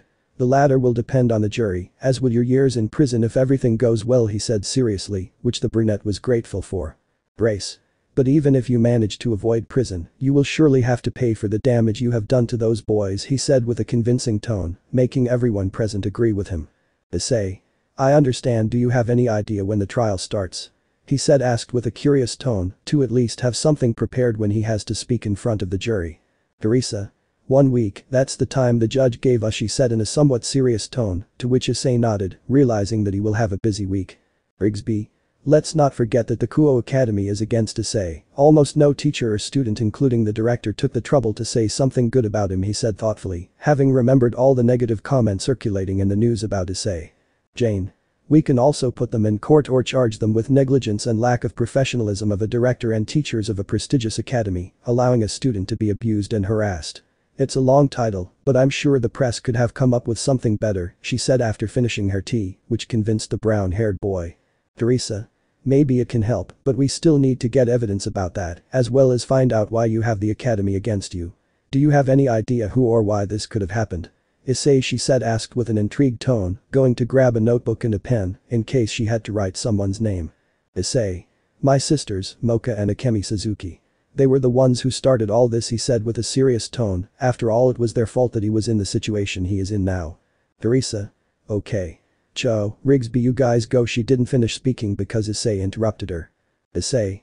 Excuse me for interrupting you, Agent Lisbon, but I need them to help me with something, he said in a somewhat sad tone, capturing the attention of both agents and disconcerting their boss.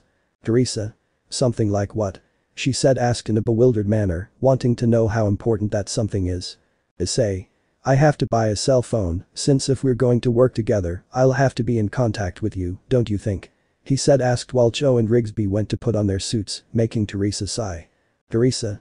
Okay, you can go, she said reluctantly, bringing a small smile to the brunette who along with both police officers proceeded to leave the place. Jane. I'm going with them. Hey, wait for me, she exclaimed, passing by Teresa, going after her coworkers in Issei. Teresa. Jane, she said scoldingly, but the consultant ignored her and continued on his way. Then flashback. Teresa. I hope those four don't cause trouble or do anything inappropriate, she said in a somewhat annoyed tone, hoping that none of them, especially Jane, would do anything wrong. Grace. Well, a lot of things can happen when you're with Jane, she said while looking out the vehicle window, something that she didn't like but also worried Teresa. Teresa. We're here, she said, parking her vehicle and getting out of it. Once outside, both agents stood on the sidewalk staring in amazement at the Suzuki residence. Grace. This is where Issei's mother and sisters live, right, boss? She said asked in an incredulous tone, unable to see the huge mansion in front of her. Teresa. That's right, they live here, she said with a confident tone, since she had the opportunity to visit the mansion before with Jane, but no matter how many times she saw her, she was always amazed to see such a house. Grace. The report said they lived in a house, but what I see is a gigantic mansion, she exclaimed, still in that incredulous tone, realizing that a huge amount of people could fit in there and still not feel cramped. Teresa. I would be lying to you if I said I didn't have the same reaction as you, she said in a sincere tone, proceeding to take a breath just like Grace. Without saying anything else, Teresa proceeded to open the gate, going towards the main door of the residence with Van Pelt. When both agents arrived at their destination, Lisbon, she pressed a bell, making it ring throughout almost the entire house, while Grace looked at the garden, managing to recognize some flowers but not others, assuming they could be exotic. Although Teresa claimed Grace with a serious look and pointing to the door as a sign that she should focus on her work and nothing else, leaving her with no choice but to follow her boss's order, so that seconds later, the door opened for Haru. Haru. It's a pleasure to see you, Agent Lisbon, and I didn't know what to say because I didn't know the woman who accompanied her. Grace. I'm Agent Grace Van Pelt, nice to meet you, Mrs. Suzuki, she said in a somewhat friendly tone, introducing herself to the brunette. Haru. The pleasure is mine, Agent. But what is the reason for your visit?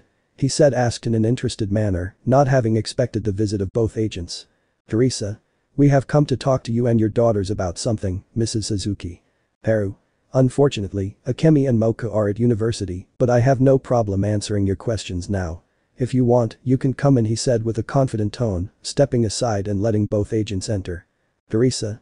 Okay, excuse me, she said, gladly accepting the brunette's gesture, just like Van Pelt. Change of scene. Right now we will go with Issei, who was leaving an appliance store with a bag in his hand. He alone began to cross the street heading towards a black Chevrolet truck, and once close he got into the vehicle, meeting Cho, Rigsby and Jane, although the latter was watching the video of what happened in the cafeteria on his cell phone. Jane. You are really skilled, I guess this isn't your first time fighting, is it? She said asked with an intrigued tone, feeling sorry for the two boys in the video. Issei.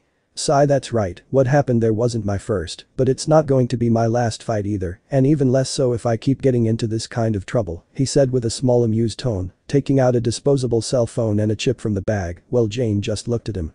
Jane. By the way, Issei, how did you get in and what motivated you to do that? Being an acrobatic motorcyclist, she said asked with a curious tone, watching how the brown-haired boy was putting the chip in the cell phone and then turning it on. Issei. About that, at first I didn't plan on doing it. But when I remembered the photos of my father doing stunts with his motorcycle, I wanted to try it, turning it into a hobby and at the same time my job. I had a job before, but I preferred to leave it, he said with a somewhat serious tone, remembering his old job, which was not as nice as the one he has now. Rigsby. But aren't you too young to be a stunt rider? He said asked with a confused tone, since Issei is 16 years old to do a job as risky as being a stunt rider. Issei. Yes I am, he said with a small smile, noticing how his cell phone was already on, so he began to recharge it, which took him a few minutes to do. Issei. Perfect, does anyone want to give me their phone number?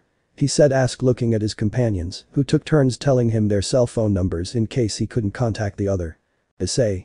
Okay, now I can keep in touch with you. What do we do now?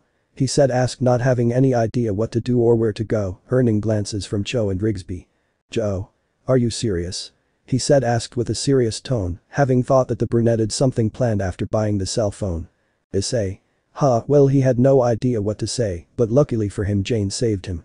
Jane. I have a plan. How about we balance the scale? he said asked moving his hands up and down and then putting them in the same position, simulating as if it were a scale, which confused the only ones present. Rigsby? What do you mean by that? Jane he said asked with a confused tone, to which Jane took out of her suit the academic records of the three boys who bothered to say back then. Jane. Please, can't you see that these three have faces of being criminals?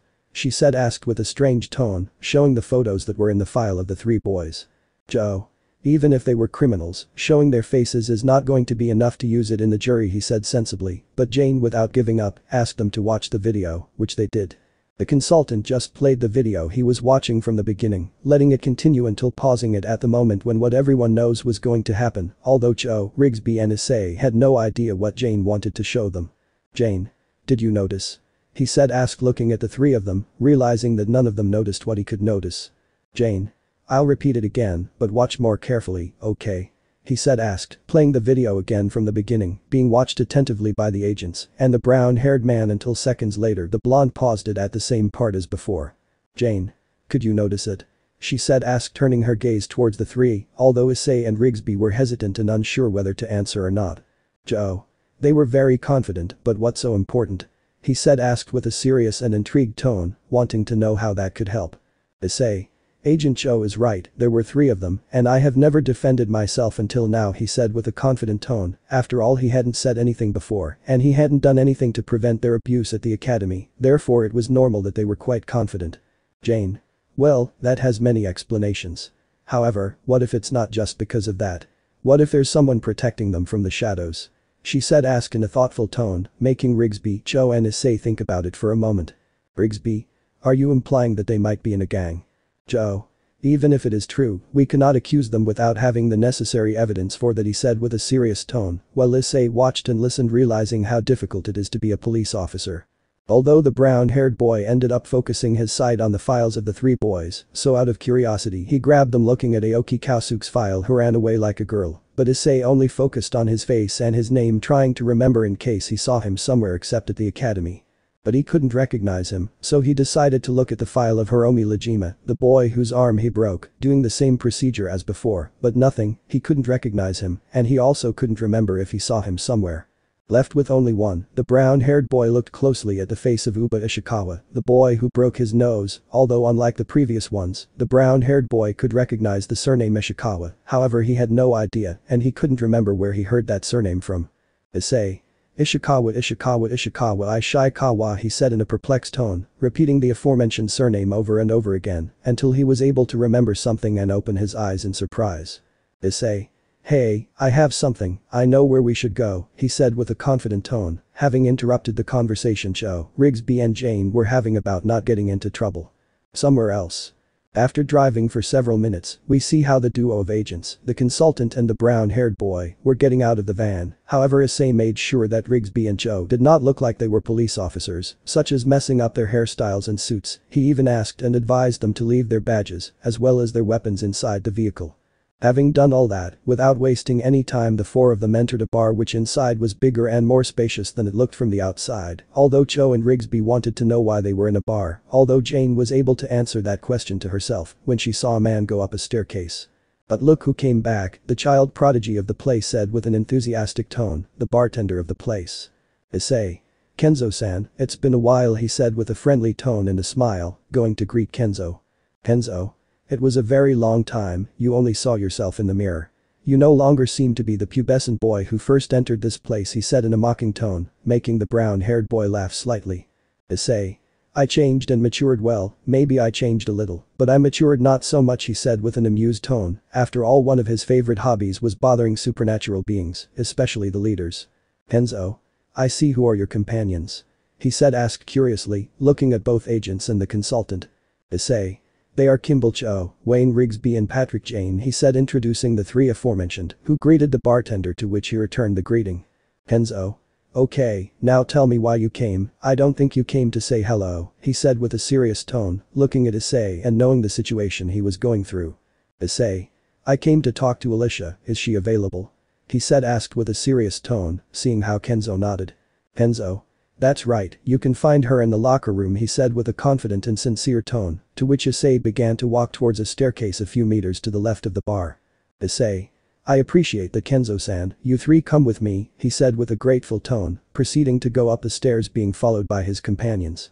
After going up the stairs, they continued walking down a straight hallway until they reached the end, where there were two guards who only checked Joe, Jane, Rigsby and Issei to see if they had any weapons. But they didn't find anything, so they let them pass, but not before giving a small warning to the brunette who didn't say anything and continued on his way. However, when the four passed by they saw a huge amount of people surrounding a cage fighting ring. All of those people were shouting euphorically and holding bills in their hands as they watched two men fighting inside the ring, wearing Muay Thai shorts and MMA boxing gloves. Issei. In case you were curious, Mr. Jane, this is where I learned to fight, he said with an honest tone, starting to walk towards the locker room while being followed by the three adults. Joe. Underground fights, Issei, when were you planning to tell us this? He said, asked in a serious and scolding manner, since the brown-haired boy was going to have a lot more problems if this reached the ears and eyes of the people on the day of his trial. Issei.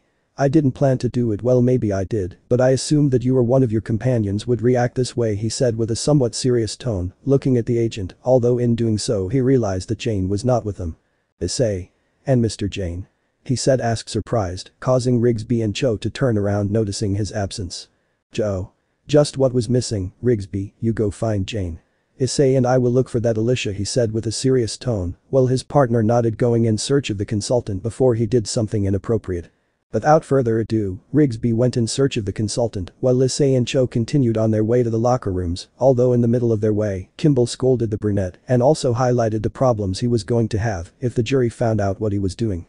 Issei for his part didn't say anything, he just continued on his way listening to the agent's sermon until they reached the locker rooms, having managed to hear the voice of a girl very close to where they were. You two go prepare yourselves, you will be the next to fight. Upon hearing that, they both did not hesitate and went towards where the voice came from, seeing several men over 20 who were receiving orders from a girl of about 19 or 20 years of age, with wavy blonde hair and amber eyes. Her clothing consisted of a red jacket, which revealed that she was wearing a black shirt underneath, and as for her pants, she was wearing black jeans. Issei. Alice, he said with a somewhat serious tone, drawing the attention of the aforementioned who just turned to look at him. Alicia. But look who we have here, Issei punching bag hide you, she said with a mocking, but at the same time annoyed tone, approaching Issei proceeding to grab him by his shirt, ready to hit the brunette in the face, but he grabbed her fist beginning to apply force. Issei. I'm not here to fight, Alice, I need to talk to you about something, he said with a sincere tone, however the blonde didn't let go of him for anything. Alicia. You should have thought twice before sending my brother to the hospital, you bastard, she said in an angry tone, using all her strength just like Issei. Issei. Your cousin and his friends asked for it, they have been screwing me for a long time and quite a bit. So I returned the favor, maybe I exaggerated, but right now I am paying for what I did, he said with a serious tone, while Alice stopped straining little by little and reluctantly released the brown-haired boy. Alicia. Just tell me what you want before I kick you out of this place, she said in a threatening and firm tone, willing to keep her word. Issei. Uba, your cousin, he works for you and you protect him, right? He said, asked with a somewhat serious tone, staring at the blonde in case she lied. Alicia. Why would I have to tell you? She said, asked in a serious tone, not intending to answer the brown-haired boy's question. Issei. You owe me, and in case you don't remember. A few weeks ago before I left here, you bet 500,000 yen without the boss's authorization, so I fought that guy so that you could stay alive, he said demandingly, making Alice very upset since she remembered that day perfectly. Alicia. And in part I thank you, Haidu, but I do not intend to turn my back on my cousin, and much less respond to the person responsible for hurting him, she said with a serious and determined tone, which made Issei remember the bond he had with Mocha and Akemi when they were children. Issei. Okay, I won't force you to answer me. It was nice to see you, Alice, send my regards to the boss if you get to see him, he said with a defeated tone, knowing that he wasn't going to be able to get any information out of the blonde. Alicia. How about a bet? She said, asked, making Issei stop and look at her interested. Issei. What kind of bet? He said, asked with a curious tone, knowing that he could make her talk if he won. Alicia. A fight, you against one of my men. If you win I will tell you and do everything you ask me, but if you lose forget that I owe you anything, never step foot in this place again, and you will pay for Uba's medical expenses, understood? He said, asked with a serious and completely sincere tone that he was going to fulfill his part of the bet if Issei won. Issei. Okay, I accept your bet, he said with a confident and firm tone, watching as Alice extended her hand to which he shook it. Alicia. Tell Alex and Lee to keep resting, and by the way, call Anton, she said authoritatively, towards one of the men who were present, who simply stood up and went to carry out the blonde's order. Staying in an awkward silence, Issei was patiently waiting for his opponent until he could notice how Jane and Rigsby entered the locker room approaching where they were, but just when Agent Wayne was about to say something, Alicia interrupted him. Alicia. Issei, he's your opponent. Anton on Issei and Issei, this is Anton, she said, introducing the aforementioned, causing Issei, Rigsby, Jane and Cho to be surprised to see him. Translation: Anton is Issei. Alicia. I'm talking to you and you're talking to me. What are you saying, Anton, will you fight? Translation: What are you saying, Anton? Will you fight? Anton Konechno Yabudu, he said with a firm tone, standing face to face with Issei, who had to look up. Translation: Of course I will fight. Issei. It had to be Russian, he whispered in an annoyed manner, knowing that it was not going to be an easy fight. Joe. Excuse us for a moment, but I have something to talk to him, he said in a serious tone, grabbing the brown-haired boy's arm and going to a place far from where Alice and Anton were, followed by Jane and Rigsby. Rigsby? What happened and why do you have to fight that guy? Issei, he said, asked with a serious and confused tone, wanting an immediate answer. Joe. In order for that girl to answer our questions, Issei has to defeat the guy there. Only then will we know if Uba Ishikawa and his friends are protected and working for her, he answered seriously, which was more than enough for Rigsby and Jane to understand what happened. Issei. I have this under control, okay? I've already faced people of the same height, short or tall, it's going to be easy, he said with a somewhat confident tone, but that didn't please any of the three at all. Issei. Hey, I don't want to sound rude, but I have to do this, because if we leave here and you guys try to get a warrant to search the entire place, plus interrogating Alice, nothing will work. She'll wait for them to give her a lawyer, and she'll leave without saying anything. I know this is illegal and could bring you guys trouble, but I have to do it, he said in a determined tone, which left Rigsby and Cho thoughtful, although Jane just looked at the brunette. Joe. Sigh, okay, I let you fight. But you won't do it alone, he said with a determined tone, going towards where Alice and Anton were with Jane, Rigsby and Issei behind them. Joe. Do you have one more fighter? Alicia. I have several, why do you ask? She said, asked in a serious tone, looking Agent Kimball from head to toe. Joe. I'll fight together with Issei, 2 against 2, do you think? He said, asked with an intrigued tone, which took his companions by surprise, while Alice thought about it for a few seconds until she made a decision. Alicia. Okay, if that's what you want I'll let you fight, she said with a small smile, while Cho kept his stoic face. Change of scenery.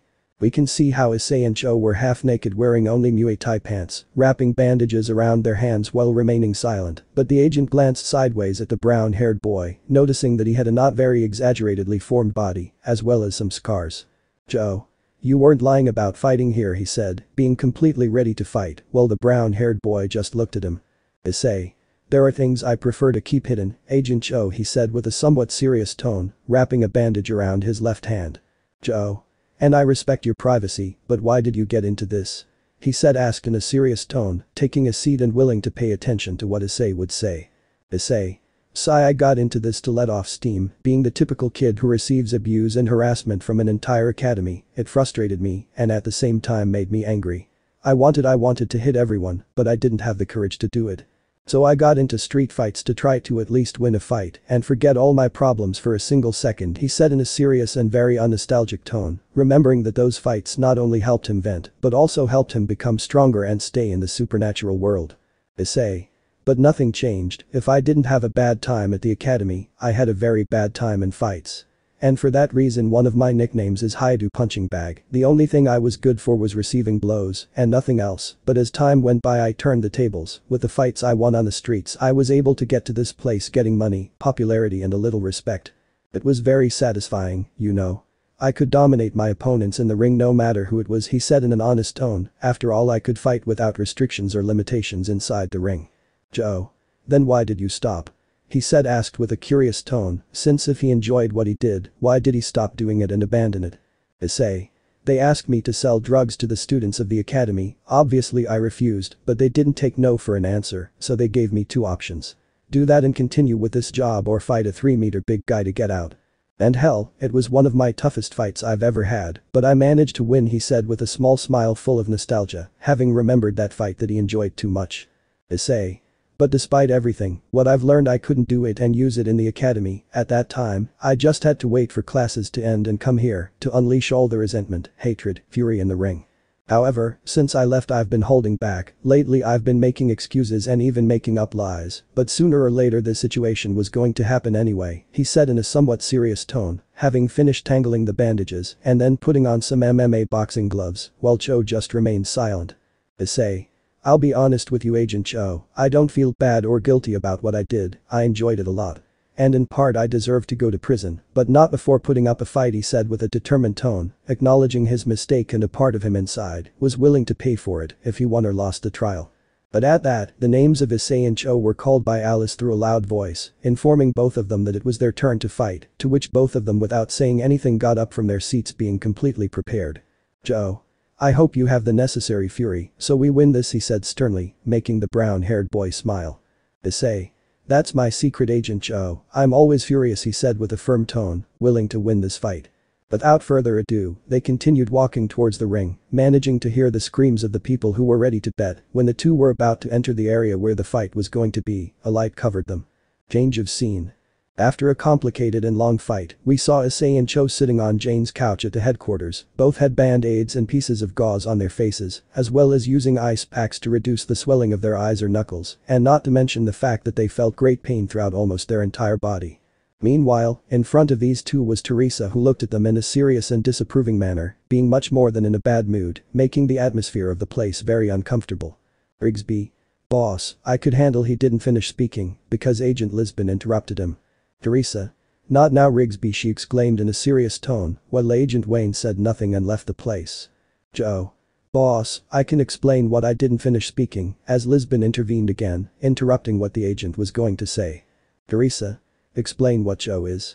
Do you have any idea what you've done? What the press could report if they find out that an agent is involved in clandestine fights? That could mean the end of your career and not only that, but you would also harm everyone in the headquarters, and not just us she said in a severe and scolding tone, since they were going to have serious problems if Cho's story starts to circulate around the city. Issei. Agent Lisbon he couldn't speak either, since Teresa interrupted him. Teresa. And don't think that I've forgotten about you, that it got into your head to accept she didn't finish speaking because Issei interrupted her. Issei. And I apologize for what I did, as well as to Agent Cho for getting him into this, but it wasn't his fault. Yes, I accepted that fight, and he was responsible for us being like this, but he didn't participate to get even or anything like that, but he did it so he wouldn't let me fight alone, he said in a sincere tone, accepting that it was all his fault, while Lisbon sighed somewhat irritated. Teresa. Okay, I'll leave this aside but just this once. And if you do something like this again, you'll be suspended for 6 days, and you, for what you've done now, will stay here without leaving until our work hours are over, understood? She said asked authoritatively, not wanting to run the risk of something like this happening again, she already had more than enough with Jane. Joe Issei. Understood boss Agent Lisbon they both said confidently, while Grace, Rigsby and Jane approached. Jane. Have you already fixed your problems? She said asked curiously, looking at Issei and Cho, although the latter got up from the sofa and headed towards his desk. Issei. Agent Cho was saved, I not so much he said with a somewhat disappointed tone, while Jane sat next to him. Teresa. What did you get Rigsby? She said asked with an interested tone, while the aforementioned moved the pages of a notebook he had in his hand. Rigsby. Well, Alicia Ishikawa confirmed that her cousin Uba Ishikawa, along with his friends Aoki Kaosuke and Hiromi Lajima, worked for her and have her protection. The work she sends them to do is drug dealing, extortion and theft, she said with a somewhat serious tone, which took everyone by surprise. Issei. Are you serious? And they accuse me of being a bucking criminal? He said asked in an offended and indignant way, that everyone in the academy treats him like scum, and that the real scum is revered. Teresa. What about the evidence? She said asked with a curious tone, making Rigsby a little nervous. Rigsby. About that, she said she's going undercover to get all the evidence we need he said in a confident tone, after all she lost the bet. Grace. How sure are you that he will do that? She said asked with a doubtful tone, while Rigsby was going to say something, but Jane beat him to it. Jane. It's not for nothing that Joe and Issei received this beating, and I could tell that she is a firm girl and determined to keep her word she said with an undoubted tone, having been in the interrogation with Rigsby. Jane. And what did you get? She said asked in an intrigued way, capturing the brown-haired boy's attention, wanting to know what his mother and sisters said. Grace. Issei's sisters weren't home, but their mother attended to us. She told us about the false rumor that Mocha and Akemi spread at the academy, including the false harassment that Issei supposedly did to both of them, she said with a tone full of displeasure, wanting to know how they could invent such lies, even knowing that they could harm the life of her younger brother. Teresa. Haru promised us that they will speak in the jury and tell the whole truth, with the help of that we will be able to clear Issei's name, not counting the fact that the entire academy will have to apologize for what they have done to him. Issei. So is this all? He said asked with a somewhat confused tone, looking at the agents. Teresa. Don't declare victory yet, Issei. First we have to receive the evidence and have your lawyer see it so he can have a plan on how to use it in the trial she said, warning the brown-haired boy who had just remembered that he needed a lawyer but luckily knew Kanam's number. Jane. If you want, I can be your lawyer, Issei she said in a friendly tone, drawing the aforementioned's attention. Issei, are you sure you want to do it Mr. Jane? He said asked in a surprised tone, not having expected that request from the consultant. Jane. Of course, I was once my own lawyer he said with a confident tone, willing to help the brown-haired boy in his trial. Issei. Well, if you want to do it, I wouldn't mind having you as a lawyer. Issei. Now what do we do Agent Lisbon? He said asked with a curious tone, knowing that there were still some more things to do. Teresa. We will question all the teachers, students, including the director and Issei's sisters. Everything they say, we will try to well, you two will try to use it in the jury, we better start as soon as possible, from now on we are going to have some very long days she said with a somewhat serious and authoritative tone, beginning to move like the others. Everyone. Understood Boss Lisbon Agent Lisbon they all said including Jane and Issei, even though the latter was forbidden to leave the headquarters. Later. Having been at the headquarters for several hours, Issei was returning to his apartment very exhausted and somewhat sore, he could no longer wait to fall into bed, although when he arrived at his home, he ended up finding that he had a new door, which the manager of the place informed him about and gave him his new keys. Once inside, the brunette found the same mess he saw in the morning, so he proceeded to at least tidy up a little. When he finished he went to take a shower, and after that he made his bed, throwing himself into it without even caring that he didn't have a sheet. Issei was ready to fall asleep. However, he suddenly got up, having remembered the Phantom Avenger. And without wasting any time, he quickly went to the living room, turning on the television, and seeing that it was 8:23 p.m. He didn't know what time the Avenger would wake up, but what he did know was that he had to prepare himself. Going in search of Gressel's clothes finding them in the place where he left them in the morning. Already dressed, Issei went to sit on the sofa in the living room ready to watch something on television, feeling uncomfortable for not wearing underwear. Although leaving that aside the brown-haired boy was waiting somewhat nervously for the Avenger to replace him. But nothing happened, he didn't feel the same warmth he felt last night, but he felt normal as always. However, Issei decided to stay awake and wear his Gressel clothes just in case, but as the minutes passed and passed the brunette got bored and fell asleep. So out of curiosity Issei created his typical magic map to find out where Akemi could be. Something that puzzled him, because the red dot moved quickly but stayed in a fixed place without moving, causing him to extend the map seeing that his sister was in the capital of Lilith. Many questions went through his head, which clearly weren't going to be answered if he kept sitting there, to which Issei sighed somewhat tired and got up from the couch proceeding to make a magic circle in the direction of the underworld, more specifically to the city of Lilith. Although for some reason, he couldn't go in that direction trying again and again and again, so he opted to go to an area near there, which he was able to do. In the underworld, near the capital of Lilith. We can see how Issei appeared in an area near the city of Lilith, being about 100 meters away as the brown-haired boy began to run towards his destination. But when he arrived, the brown-haired boy saw a gigantic magic dome that covered half of the capital of the underworld. Issei did not hesitate and approached the dome using magic circles to better see what was happening from above. Managing to see how the leaders and their companions, the DXD team, the Volley team, Sarah Ergbale and Sikvara Gares, were fighting against an army of demons from the Cows Brigade, being led by Euclid Lucifuge. But to Issei's confusion, none of them used their respective magic or sacred gears, making him think that the dome restricted them from using their powers. However, instead of trying to destroy the dome, Issei sat in the magic circle, waiting to see how the fight would end, seeing that Euclid and his troops were having the advantage of being too many, while on the part of his allies, they were exhausted and too injured, but more Sarah who despite his condition continued fighting. Meanwhile, the other hand-to-hand combatants were lucky enough to keep fighting, but from a distance, it was clear that they had lost all hope of winning, and if we talk about those who fight from a distance, well, none of them had any idea what to do, they even tried to fight, but they couldn't even do that. Issei. HMPH, they deserve it for being idiots he said with a serious tone, seeing how all of them were surrounded by hundreds and hundreds of demons with no chance of winning, but out of nowhere something appeared on his right shoulder. Issei angel, come on, don't just sit there, go and help them, he said compassionately, a very small version of himself with a halo and angel wings, while something also appeared on his left shoulder. Issei. Demon Issei, don't pay attention to that imbecile, they deserve death for how they treated you. Just wait for everything to end and boom, kill Euclid and his troops. That way you'll get rid of two birds with one stone, he said in a malevolent way, another version of himself, but this one had horns, a pointed tail and a deep red trident. Issei. But Mocha and Akemi are there, he said worriedly, pointing towards where the aforementioned were being seen by the real Issei and the demon. Issei. They also deserve to die, they are no longer our sisters, forget it, he said with a serious and annoyed tone, looking at his angel version. Issei. We may not have the same last name, but we share blood that is very important. And if you let them die, you can forget about the rumor they spread going undone, not to mention the fact that we will be the main suspects of their deaths, he said with a serious tone, leaving his evil version silent and Issei thoughtful. Issei. Do you think that Tucson would feel proud or happy if you do it? That he will be waiting for you on the other side with open arms? He said, asked with a serious but also sad tone, while the two Isseis remained silent. Issei. If you want to let them die, do it, but then don't lie to yourself or make up excuses because I warned you, and I warned you, he said with an angry tone, disappearing from Issei's shoulder. Issei. That bastard. He wins this argument this time, he said with an irritated tone, also disappearing from Issei's shoulder when he realized that he decided to help them. Not wasting any time, the brown-haired boy summoned several magic circles which surrounded various parts of the dome. He just closed his eyes and focused on reciting a spell in the best Nordic language he could pronounce. Making the magic circles shine and get closer and closer to the gigantic barrier until they connected with it and it began to crumble the moment he finished reciting that spell.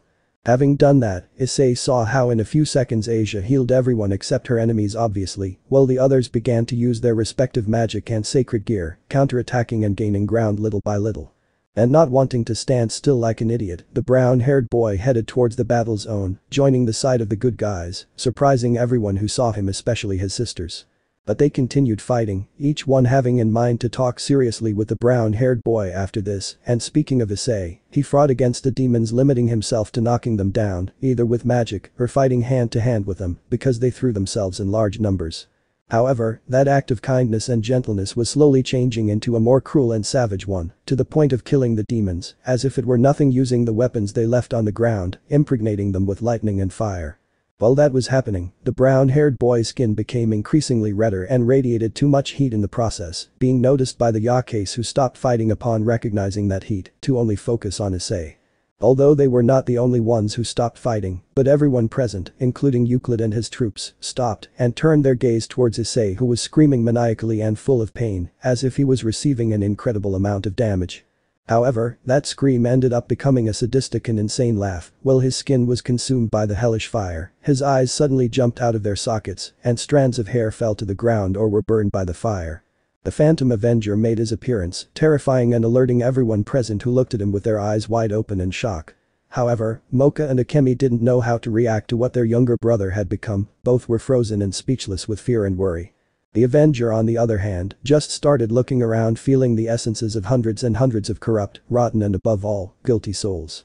While a small, questionable and imperceptible smile formed in his skull. Chapter 7. Massacre in the Underworld Part 1. Of author. A sinister atmosphere mixed with an intense thirst for blood flooded the capital of Lilith. Standing impassively in his place, tilting his body from left to right, the Phantom Avenger carefully observed the huge number of defiled spirits in front of him. Although they were not the only ones, he also sensed the corrupted souls of over 20 million people in the entire underworld. Meanwhile, the youngest were barely aware of their existence. Riaz, Sona, Sikvera and Sarayarg instantly remembered the stories their parents told them about the Phantom Avenger, as long as they became good children, ate their vegetables, or went to sleep. As for the nobility of the first two mentioned, they also knew the Avenger after having heard or read one or another story about him. Except for Mocha and Akemi, who still had a hard time assimilating what their brother had become, they once promised to face together everything that would come, but what they had in front of them surpassed them and by far. But now with a knowledge superior to previous individuals. Vali's team and Vali himself, during his time as members of Chaos Brigade, had heard comments from veterans who said that the Avenger was like an unstoppable force, along with a perversity comparable and even superior to that of the original Satans, and that very few, if not almost no one, was capable of opposing him. In addition to these stories, they also had the option of going in search of the one who managed to dominate and control him, Mephistopheles. However, they found no trace of the aforementioned. It was as if he had abandoned the planet and even the solar system in which they were. As for the adults, almost all of those present fought against him centuries ago. Unable to hide their fear at the presence of Mephisto's emissary, Euclid's men trembled and some even retreated several steps. Although both the trust and respect they had for their current general gave them enough courage to stand firm and not flee, which was the case for most, the rest did not hesitate and spread their wings to leave. Observing that fact out of the corner of his eye, Euclid angrily looked at the fleeing soldiers, bunch of cowards, thought the second Lucifuge, turning his gaze back to the Avenger, remembering a conversation he had with his leader a long time ago. Several years ago. In a gigantic castle, more specifically, in the royal hall of the building, Euclid stood holding a golden jug in his hands. Meanwhile, sitting comfortably on his throne lay Ricivam, who moved a wine glass in a circular motion with total indifference. The room was so quiet that both teacher and pupil could hear each other's breathing. But deciding to take advantage of the opportunity, Euclid gathered his courage and positioned himself in front of his boss. "Mr. Ricivam, may I ask you a question?" Euclid asked with respect in his tone, bowing to the second son of Lucifer, who looked somewhat intrigued at his most faithful follower. "Go ahead," Euclid Ricivam replied without giving the matter much thought, proceeding to drink the liquor. "It's about the Phantom Avenger," Euclid stated, causing Ricivam to spontaneously stop drinking his drink. "Do you know how your brother could have come to have such a being under his mercy?" Euclid asked somewhat curiously, while Ricivam moved the glass away from his face. "I'll tell you three things," Euclid Ricivam said seriously while trying to maintain his composure, not wanting to explode with anger. "The first. I don't want to hear you say that that guy is my." Ricivam stopped speaking, not wanting to say that word, something that Euclid immediately understood. "Understood," the younger Lucifuge stated firmly to the delight of Lucifer's descendant. "Fine. As for the second, no, I don't know. That bastard kept everything he did to himself, he didn't even share the slightest bit of information with Father." Ricivam expressed with a tone full of disgust, while in his eyes, there was a clear gleam of hatred mixed with anger.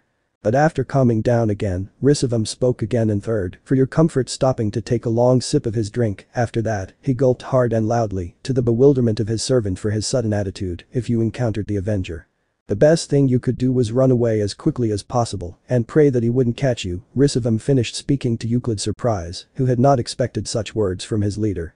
The present. After that memory, Euclid realized that he couldn't blame everything on the soldiers who fled, as in fact, even he felt frightened by the mere presence of the Avenger. Although he didn't emanate an otherworldly power, what caused him to feel tense and the cold sweat to slide down his forehead was the feeling of danger he perceived. But among all the people gathered, only two people fought side by side with him. Stunned, Michael looked at the Avenger's figure with his eyes wide open. He was aware of his return. Even so, seeing his brother after centuries was an indescribable feeling. "Zarathos," Michael called in shock, until a hand rested on his shoulder, causing him to return to real life. Turning his head, Michael found the person responsible, Azazel. "You of all people know that that thing is not our brother, Michael," the former ruler of the Fallen expressed with a serious expression, and although inside he was the same as the Seraph, he was aware that Mephisto's emissary had to be eliminated. Being able to convey that thought to his brother, Michael lowered his head in pessimism. "You're right," the Seraph said uncomfortably as he clenched his right fist tightly, knowing that he couldn't do anything to make his brother go back to how he was at the beginning of time. Michael Serziches called out, somewhat alerted, gaining the attention of both brothers. "Do you have any idea if she's ready?" The Crimson Satan questioned sternly, watching as the leader of the angels shook his head. "No. I don't know. But hopefully sensing their presence will speed up the process," Michael replied with some hope, causing Serziches to change his expression to an annoyed one. Hissing in annoyance, Serziches turned his gaze back to the Phantom Avenger, witnessing how he continued to stand motionless in place, tilting his head. "Curse the Crimson Satan," angrily said to himself. "Not only are we in our worst state, but we also won't be able to eliminate their existence," he continued to think as he clenched his hands so tightly that blood began to flow from them. Worst of all, he just had to be his vessel. Serziches thought more angrily than ever, glaring with hatred at not only the Phantom Avenger, but also the person he was controlling. There was no being present who did not think the same or something similar as Satan Lucifer. Not after having witnessed his transformation. Unable to do so, everyone kept their nervous and frightened gazes fixed on the Phantom Avenger, staying on guard in case the skeletal creature made any move. It was no news to anyone that Issei Haidu was annoying and irritating like a fly, but now that they knew that he carried the mantle of the Phantom Avenger. But the reality could not be otherwise. The Avenger was relaxed in his place, while slightly swaying his body from one side to the other, as if he was waiting for something. One way or another, its existence had to be eliminated at all costs.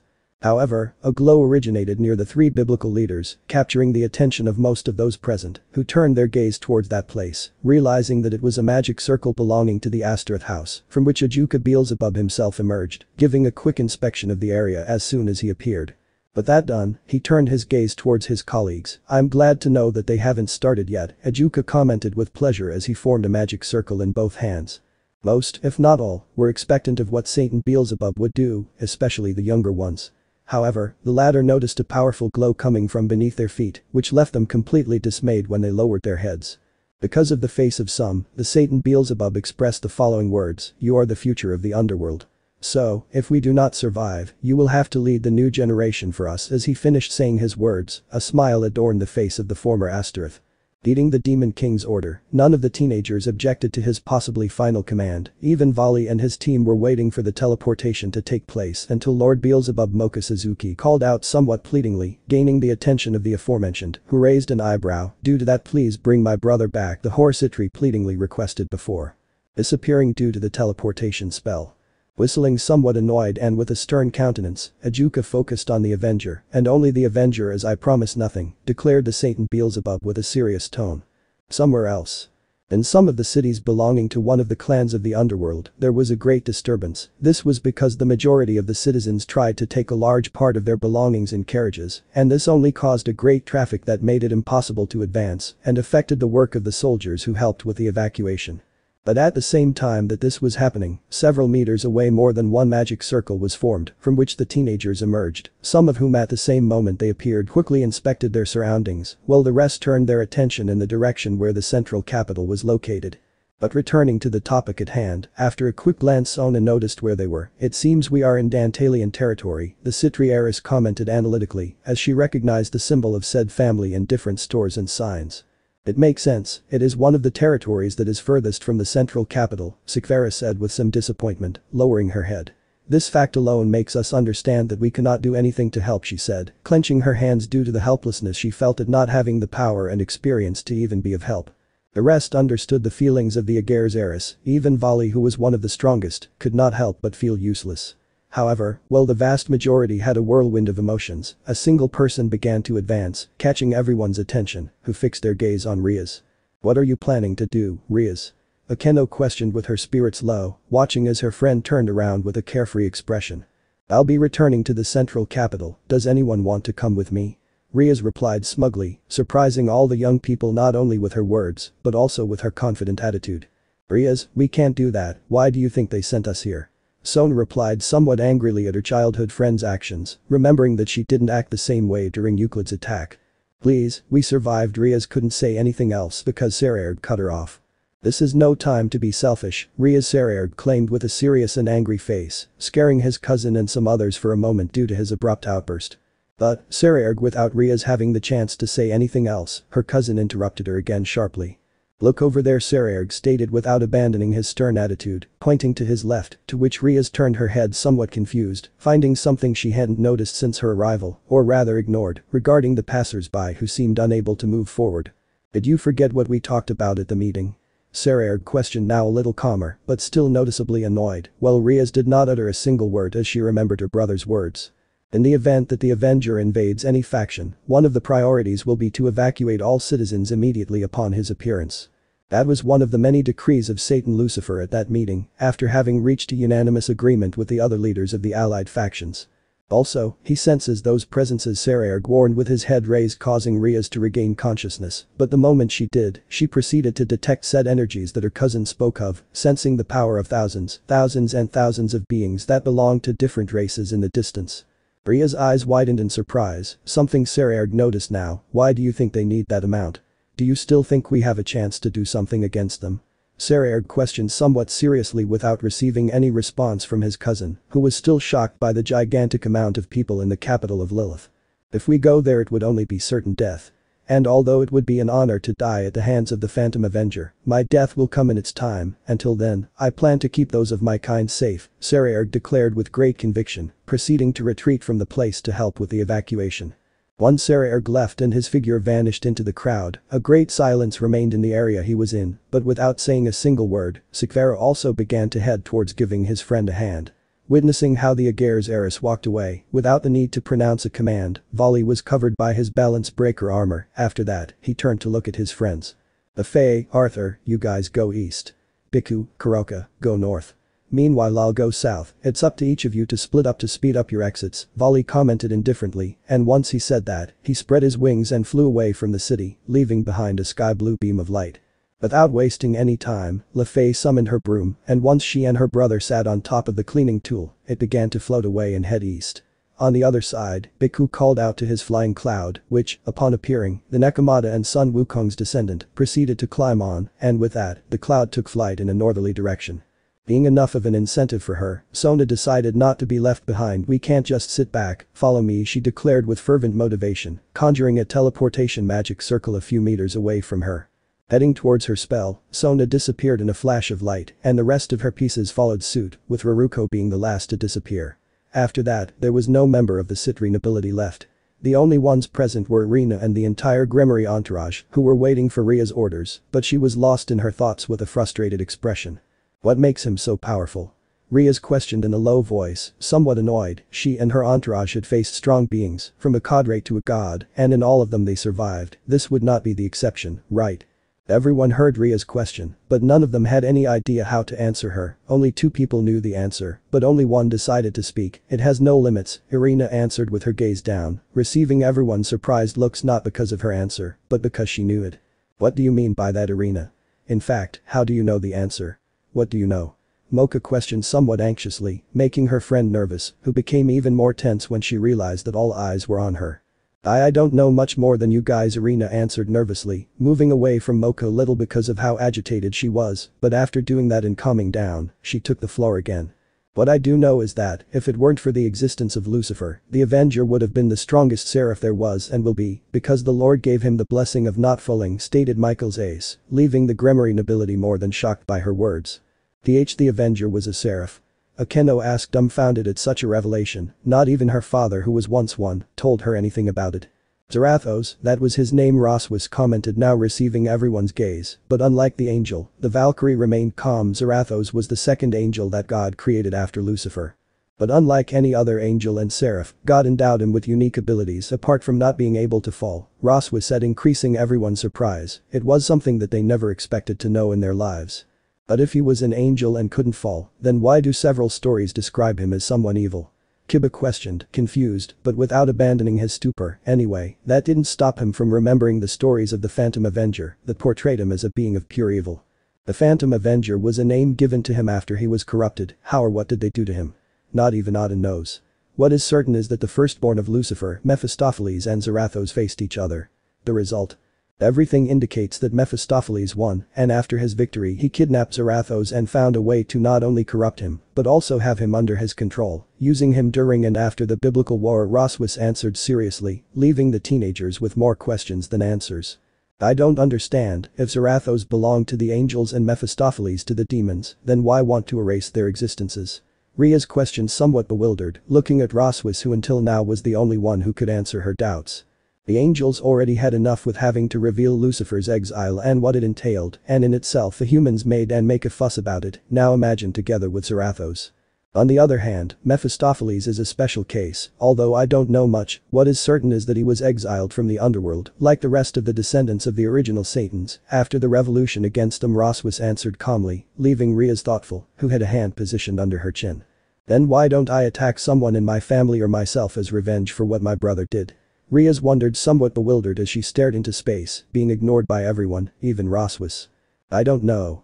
But getting back to the main topic, Roswis stopped her speech to focus in the direction where the central capital was located, sensing the energy of a huge number of beings located there. My grandmother always told me that the reason why Zarathos was created as a walking skeleton surrounded by flames was so that everyone, even the gods, would know that he was going to commit something big, she declared sternly, while a drop of cold sweat slid down her forehead. Impressed by the immense amount of people gathered, it was as if a war was about to break out. In the capital of Lilith. As Roswis could see, a huge number of beings were located near and far from the central capital. After all, it was not for nothing since the rest of the Satans, cadres and Seraphim were there, in addition to being accompanied by Yasaka, Odin, Tannen, Tiamat and Elmenhold Karnstein. Meanwhile, legions and legions of soldiers from each pantheon were preparing various campaigns in the distance, covering several kilometers. On the other hand, in the center of it all was the Phantom Avenger, who, aside from remaining relaxed, was completely excited inside. It was as if he were a child in a toy store. He didn't feel intimidated or anything, and the worst thing is that the leaders noticed it because, during this short time, he remained motionless in his place as if he were saying, "Take all the time you want, I'll take you on." That bastard Surziches insulted angrily as he watched the Phantom Avenger. Although he had now recovered from his injuries, the lack of energy could affect him in a long fight. Those who were injured received Phoenix Tears to recover, even Euclid and his army received them since, although they were enemies, right now, they and the allied factions had to cooperate to face and defeat the enemy they had in common. Once they did that, they could continue their confrontation where they left off. But among all those present, the most affected were the group of Seraphim who watched with stupefaction, discomfort and annoyance. What was once their brother, Gabriel, had wet eyes about to cry, witnessing that now inside the Avenger, only completely dark feelings lay. Feeling someone tap his shoulder, Gabriel turned around to see that it was his brother Raphael. "I don't want to do this either, Gabriel.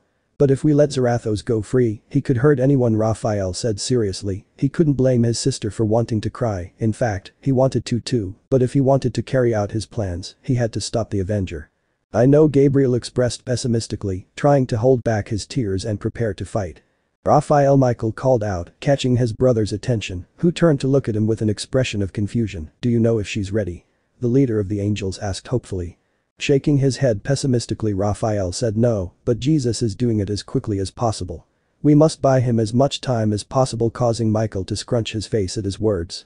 "Let's hope he arrives on time," Michael stated sternly, disconcerting his brother, who focused his gaze on the Ghost Rider. Everyone present witnessed how the Avenger stretched his bony fingers, making them sound. After that, he moved his neck, making it crack.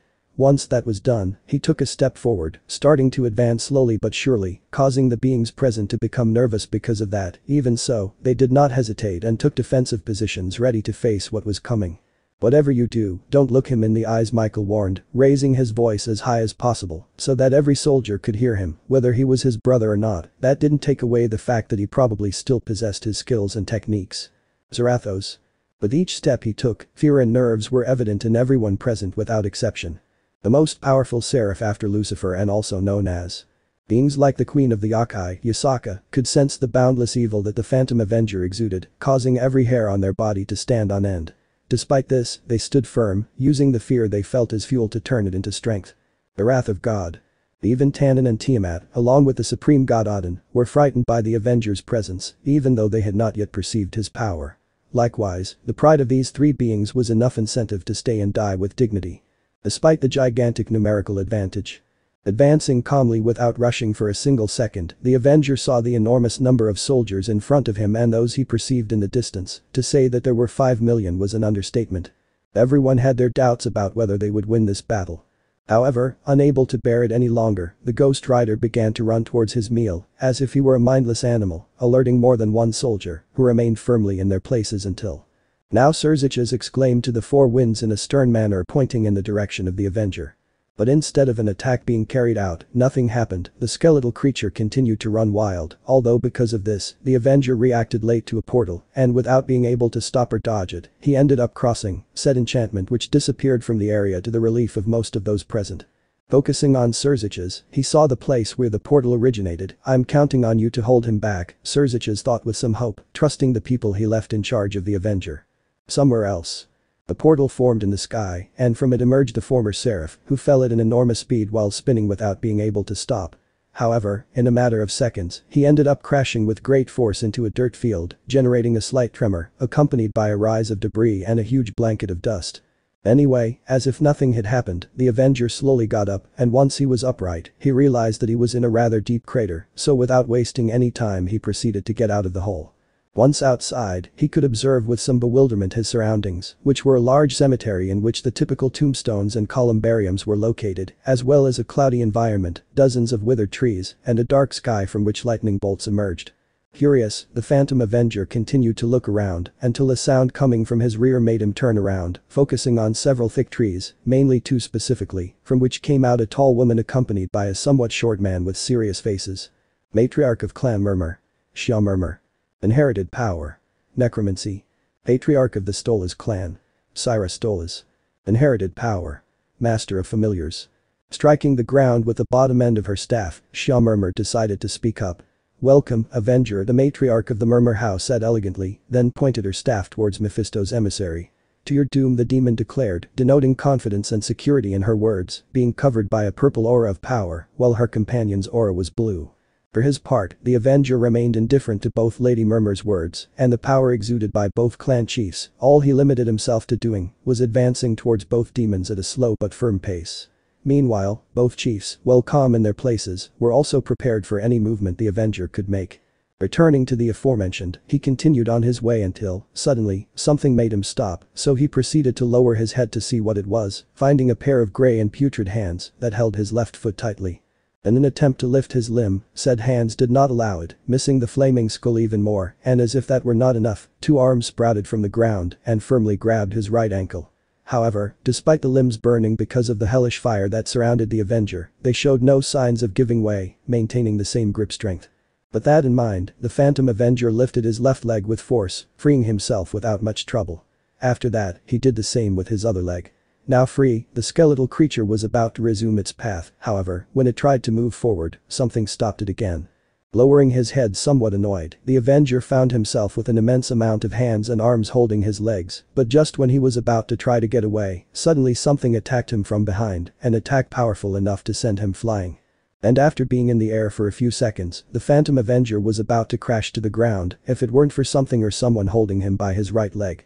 His captor, or rather captoress, was a sphinx, which didn't waste any time and quickly took flight into the skies. Due to the overwhelming speed at which the Sphinx was going and the strong headwind, the flaming skull was unable to free itself. In fact, it was unable to try to do anything. And as if that were not enough, the creature with the face of a woman continued to fly without stopping. As they moved away, the Avenger could see the cemetery, but now, thick dark clouds that seemed to have no limit in length were blocking his vision. Although after flying for a while, the Sphinx let out a smile full of malice to release the Phantom Avenger out of nowhere, who did not expect such an event. Even so, he did not care at all about the fact that he was falling. On the contrary, he paid more attention to the figure of the Sphinx that was slowly disappearing in the distance until flashes entered his field of vision, being lightning, and without taking too long, rays began to emerge from the sky accompanied by sound waves. However, due to the flashes of light caused by the lightning, the Phantom Avenger could see how among the dark clouds lay the figure of a gigantic creature that began to spread 3 pairs of wings, but 2 were overwhelmingly enormous, and at the moment in which it was revealed. It was a bird that with each flap it gave generated lightning accompanied by lightning that shone everything in its path and thunder that resonated with power. For his part, the Phantom Avenger didn't seem to be worried in the least, he just watched as the bird in front of him stayed in the air without going up or down. On the other hand, the creature gave a loud squawk, causing huge bolts of lightning to begin to occur in the presence of the Avenger, who could see a glow going in his direction. The powerful bolt of lightning connected with the skeletal creature, which felt the shock spread throughout its bony body. In addition, said bolt of lightning further propelled the Avenger's fall, and in a matter of seconds, the aforementioned crashed hard against the ground, causing a dome of dust around him. Meanwhile, in the distance, the heads of the Stolas and Murmur houses were standing on top of 2 griffins, having witnessed everything that had happened from the sky. But returning to the main topic, the 2 aforementioned waited for the dust to disperse. Once that happened, they managed to see how the Avenger had just emerged from the hole he had caused. Positioning her staff on her thighs, following which, Lady Xia Murmur proceeded to raise 2 fingers pointing upwards. "Stand up," the Murmur clan matriarch sternly ordered as she looked at the grounds of the place. Returning to the Phantom Avenger, the aforementioned inspected his surroundings in search of the clan chiefs, but as he did not see them on the ground, he proceeded to raise his head, managing to see them in the distance riding on griffins. However, before he could even make any movement, the flaming skull noticed something happening on the ground, seeing how cracks were forming, and the earth was throbbing, as if there was something underneath that wanted to get out. Before long, hands and arms began to emerge from the ground, tilting their skulls to one side in a curious manner. The Avenger witnessed dozens and dozens of undead emerge from the ground. While they looked fragile, putrid, and some were missing more than one limb, they were all enveloped in an aura of purple power. Back with Lady Xia Murmur, the aforementioned watched with condescension what was happening on the surface. The only thing she limited herself to do was point a finger in the direction of the Avenger attack, she ordered with a firm tone, without raising her voice much. Even so, the army of undead quickly pounced against the Phantom Avenger. Not rushing too much, the Avenger also went on the attack, taking the initiative himself, hitting a zombie in the head and being able to tear it off without much difficulty. Following that, the skeletal creature pushed an undead man hard, sending him crashing into a tree, which split the resurrected corpse in half and caused his protruding viscera to become entangled in the tree. Returning to the Avenger, he had removed the head of an undead creature, including its cervical vertebrae, in order to hold the head by the vertebrae and collide it with the face of another undead creature, causing their heads to explode due to the strong contact they had, splashing dark blood while eyes and brains fell to the ground. Disposing of the set of bones, the Avenger proceeded to return to action this time, proceeding to kick a zombie in the chest, and once he did that, he grabbed its leg. In order to do so with incredible ease, used the undead's body to attack other undead, causing splashes of blood, entrails and dismemberment to anyone who crossed his path. After killing 4 zombies, the Avenger looked at his right hand, which held only the leg of the undead he used as a weapon. However, returning his gaze to the battlefield, the flaming skull saw more and more undead rising from the ground. Meanwhile, in the sky, Cyrus Dolas and Xia Murmur witnessed how the Phantom Avenger was killing left and right the zombies that stood in his way. He was like a wild animal without any control. But it was useless, no matter how many he killed, twice as many undead would emerge to the point that they would leave him with no escape. Turning his gaze towards his companion, Cyrus Dolas spoke up. "Don't you think our turn is over, Miss Murmur?" The patriarch questioned with a raised eyebrow, receiving a nod from the aforementioned. "You're right, the rest must be waiting for us," Xia replied calmly. After all, the Phantom Avenger ended up imprisoned by his undead, unable to break free from them. Creating a magic circle on her right ear, after a few seconds of waiting, the head of the Murmur clan said the following words. We're done. After her words, Cyrus and she were enveloped by a green aura. Although they turned their gazes towards the mountain of zombies, they witnessed how they fell despite being on the ground, but in the end, it was revealed that they were swallowed by a portal. Returning to the subject, after a few seconds, both clan leaders disappeared in a green glow. Somewhere else. A fissure formed in the skies, accompanied by several zombies clinging to him. The Phantom Avenger plummeted, yet that didn't stop him from being able to finish off the undead in midair by crushing their heads or splitting them in half without much trouble. But before he could kill the last remaining undead, the flaming skull crashed into solid ground, causing a huge amount of debris to rise, cracking the earth and forming a dome of dust. Inside the dome and in a crater created by the Avenger, the aforementioned lay on the ground with the head of the remaining undead growling in his face, unable to do anything to it due to the lack of limbs. For his part, getting up from the ground without much effort, the former seraph, once standing, proceeded to place his foot on the head of the undead, slowly crushing it while watching how his foot sank. Once the Phantom Avenger pierced the undead's head and it stopped growling, he proceeded to leave the hole he was in. And after leaving, instead of giving the place an inspection, he didn't do so, since due to the lack of anything obstructing his vision, he could see his opponents in the distance, which were 2 men and a woman. Matriarch of the Decarabia clan. Farron Decarabia. Inherited power. Control of plants. Patriarch del clan Phoenix. Reordained Phoenix. Inherited power. High-level regeneration. Patriarch of the Bathan clan. Mom Bathan. Inherited power. Control of Earth. Turning his gaze towards his companion, Bathan Mom was the first to speak. "Miss Farron, would you do us the honor?" The patriarch of the Bathan house asked respectfully, receiving a nod from the aforementioned. Of course, the head of the Decarabia clan replied with a slight smile as stems began to sprout from her body, extending further and further. These stems reached such a length that they sank into the ground, and in just a matter of seconds, dozens of trees sprouted as if nothing had happened. Even the Avenger was taken aback by this event, stopping for a moment to look around, finding himself in a vast forest that stretched to a considerable distance of 100 kilometers. But turning his attention back to the demon clan chiefs, Phantom Avenger witnessed how Patriarchs Bathan and Phoenix charged towards him without hesitation. The first to take the initiative was Mom Bathan, who wrapped his left arm in rocks as he went, and although the Avenger prepared to attack him when the two were face to face, the Phantom Avenger threw his punch, which Bathan was able to evade without much difficulty, and then countered with a powerful left blow to the Avenger's skull, sending him flying. Before he could travel much distance, however, a huge firebird was chasing the skeletal creature, managing to catch up with him and grab his foot with its beak. Following that, the bird proceeded to fly into the skies at an enormous speed, and even though only a few seconds had passed since that happened, the altitude was so high that the Phantom Avenger couldn't see the forest, and instead, he only saw white clouds in his surroundings. Heading back to the subject, the Firebird began to descend rapidly until it crashed into the ground, causing a huge explosion in the place that not only generated a strong shock wave, but also raised a huge amount of rubble, smoke and flames. Meanwhile, the clan chiefs were not affected by the explosion. On the one hand, Lady Decarabia was in charge of preventing the flames from spreading through the trees. On the other hand, Lords Bathan and Phoenix, despite being in distant locations, both remained completely focused on the place where the bang occurred. Being able to see how in the dome of smoke and dust the figure of the Avenger rose from the ground as if nothing had happened.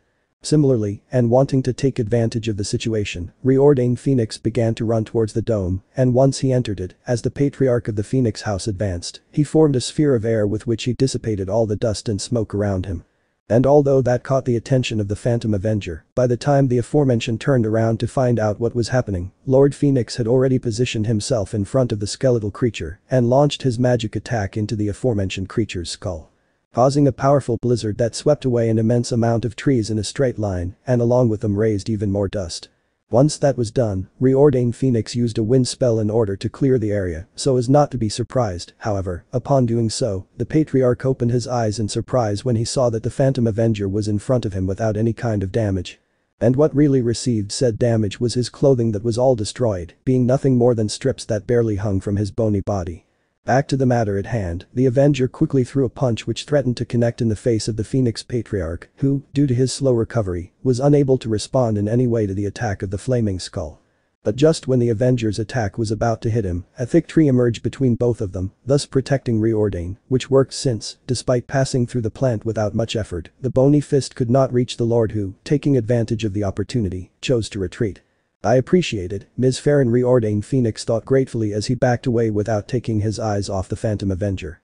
The skeletal creature, on the other hand, after removing its limb from the fat trunk, proceeded to grab it and force it upwards, easily tearing it out from the roots and then throwing it far away. Already at a considerable distance, the Lord of the Phoenix House wrinkled his face as he got into position to attack, to which the Avenger took a path to head towards him. But stopping spontaneously, the Avenger turned to look to the side, being attacked by a gigantic hand made of rocks that sent him flying.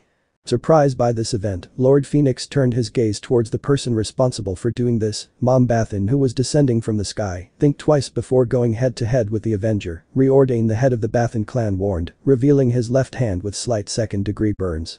Nodding firmly, Reordain Phoenix said, "I'll keep that in mind." With confidence in his words, one of the doubts he had been answered. However, a loud bang caught the attention of the two patriarchs, who turned their gaze in that direction, witnessing how the Phantom Avenger began to float out of nowhere from the raised dust, although that was due to a thick vine tangled around the skeletal creature's left leg, being shaken by the skies for a few seconds, and then being vigorously slammed into the ground. "Hey, you guys are supposed to attack him, not me," Farron Decarabia claimed, somewhat annoyed from a distance, gaining the attention of her colleagues. Especially from Mom Bathan, who came up with an idea to keep him busy for a moment. Farron, the Lord of the Bathan House, requested in a loud shout without receiving any response, but as the Avenger continued to be shaken by the skies, that meant that Farron complied with his request. Turning his gaze towards Reordain Phoenix, he was somewhat confused by the request he made to Lady Decarabia. "Shall we go, Reordain?" Mom Bathan questioned suggestively as he formed a small earthen platform beside him. Immediately understanding his companion's plan, the Phoenix clan chief nodded. "Right away," Reordained Phoenix declared with fervent conviction as he stood atop his colleague's creation. Without further ado, Bathan clapped his hands together, causing the small platform to begin to gain altitude. Phoenix crouched down to place his right hand on the column in order to not only maintain balance, but also prepare to make his move. Meanwhile, the Avenger continued to be beaten by the vine, and despite being in constant motion, he was able to witness a column of earth growing, at the top of which was the head of the Phoenix House, which gained such momentum that it was able to not only destroy the tip of the pillar that stopped its growth, but also to take a gigantic leap, aiming to fall towards the Avenger. And as he approached, Reordained Phoenix was wrapping his hands in flames at the same time that he unfolded a pair of wings of fire to begin to plan in the location where Mephisto's emissary was. So once he was on top of the skeletal creature, the Patriarch challengingly said, "Let's see which is hotter, your fire or mine," before expelling a torrent of fire from his fists to the point that they blocked his vision.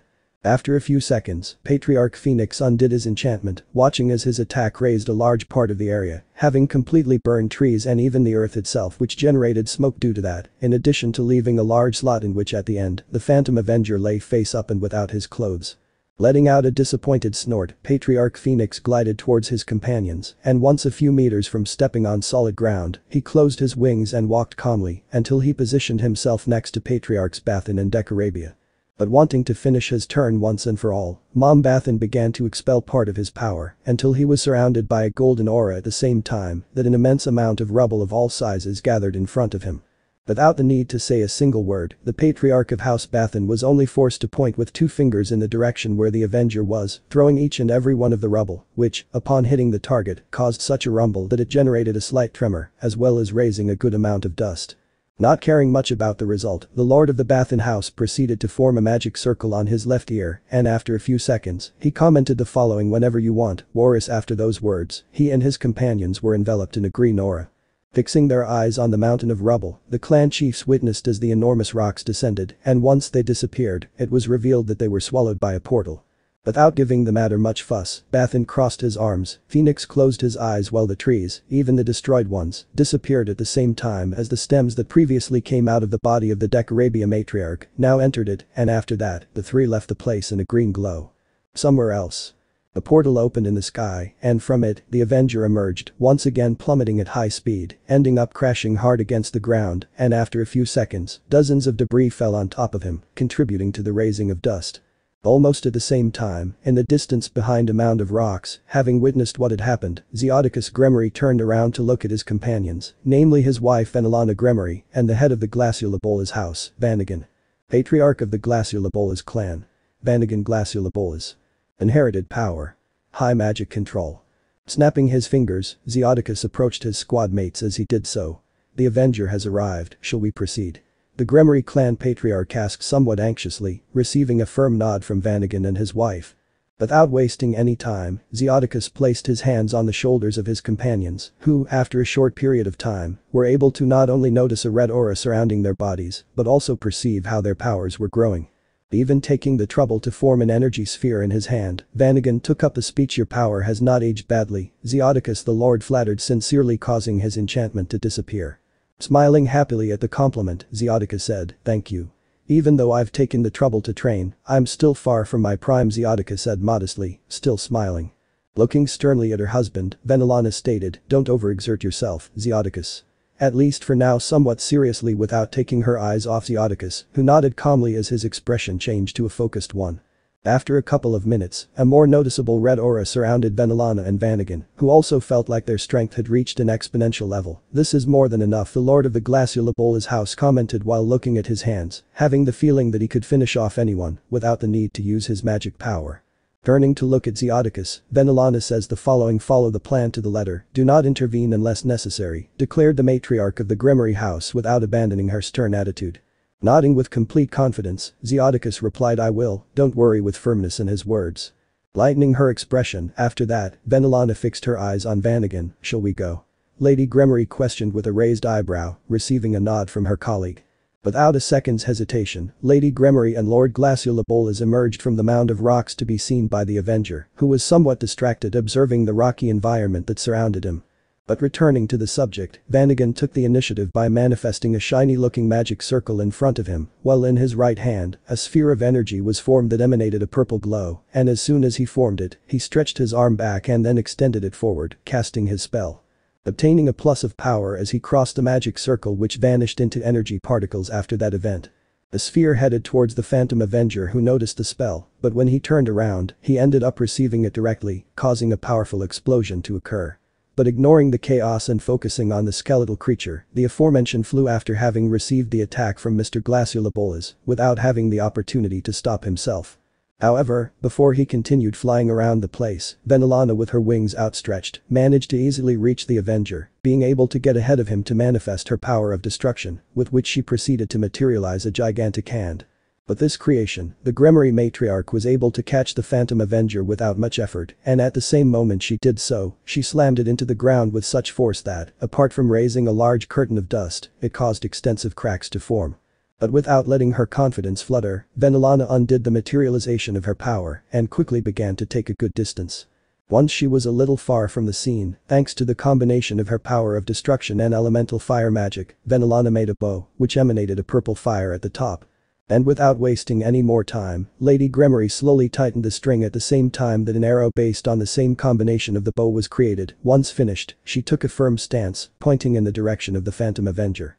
Setting her sights on the Avenger, Venelana was able to make out the Avenger lying on the ground because as she retreated the dust was dissipating, and if that had not been the case, the fire that permeated the skeletal creature made its figure stand out. Returning to the matter at hand, Venelana released the energy string of her bow, launching the arrow, which did not take long to connect with her enemy. A huge explosion soon occurred, although it was not something big, the shockwave generated made the clothes and hair of those present move, who remained expectant for her next move. But not wanting to wait, Glaciula Bolas used a wind spell, with which she was able to completely dissipate the dust in the area, revealing how Venelana's attack caused a deep crater, where the Avenger was located lying face down in the deepest part without his flames covering his figure. Spreading his wings, Vanagon proceeded to take flight heading towards the crater, while Zeoticus decided to do the same in case they needed his help. Returning to Glaciula Bolas, once he was close enough to the huge hole, he turned his gaze towards the lady of the Gremory house. Venelana, I'll try something, and if the Avenger tries to attack me, I'll charge. Vanagon shouted loud enough for Venelana to hear. Having fully understood her companion's words, Venelana was somewhat reluctant to agree, but since she was with one of the strongest patriarchs, she was confident that it would be fine. Alright, but I will intervene if necessary, declared Lady Gremory, receiving nothing but a thumbs up from Vanagon. Proceeding to descend until he was in front of the Phantom Avenger's inert body, Glaciula Bolas crouched down to look more closely at the skeletal figure. Despite everything you've received, you don't have any noticeable damage, Vanagon commented, somewhat fascinated seeing how the Avenger didn't have any broken bones, being interested in how damage manifests itself in his condition. But putting aside any other thoughts, Patriarch Glaciula Bolas decided to carry out what he had initially proposed. Let's see what kind of power you have, Vanagon declared with great curiosity, touching what would be the humerus bone. However, upon doing so, Glaciula Bolas opened her eyes in surprise and quickly withdrew her hand before beginning to back away under the confused gaze of Zeoticus and Venelana, who remained expectant of what was happening. Returning to Vanagon, the aforementioned had a stern expression decorating his face, feeling sweat begin to form on his forehead, but that did not make him take his eyes off the Avenger.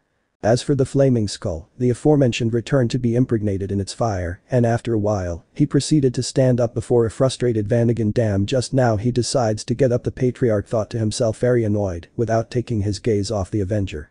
Landing beside them, Venelana and Zeoticus made an appearance, being noticed by Vanagon, who didn't even bother to look at them. Instead, he said the following to them: Zeoticus, Venelana, cover yourselves well, Glaciula Bolas declared seriously, disconcerting her companions who didn't understand the reason for her companion's words.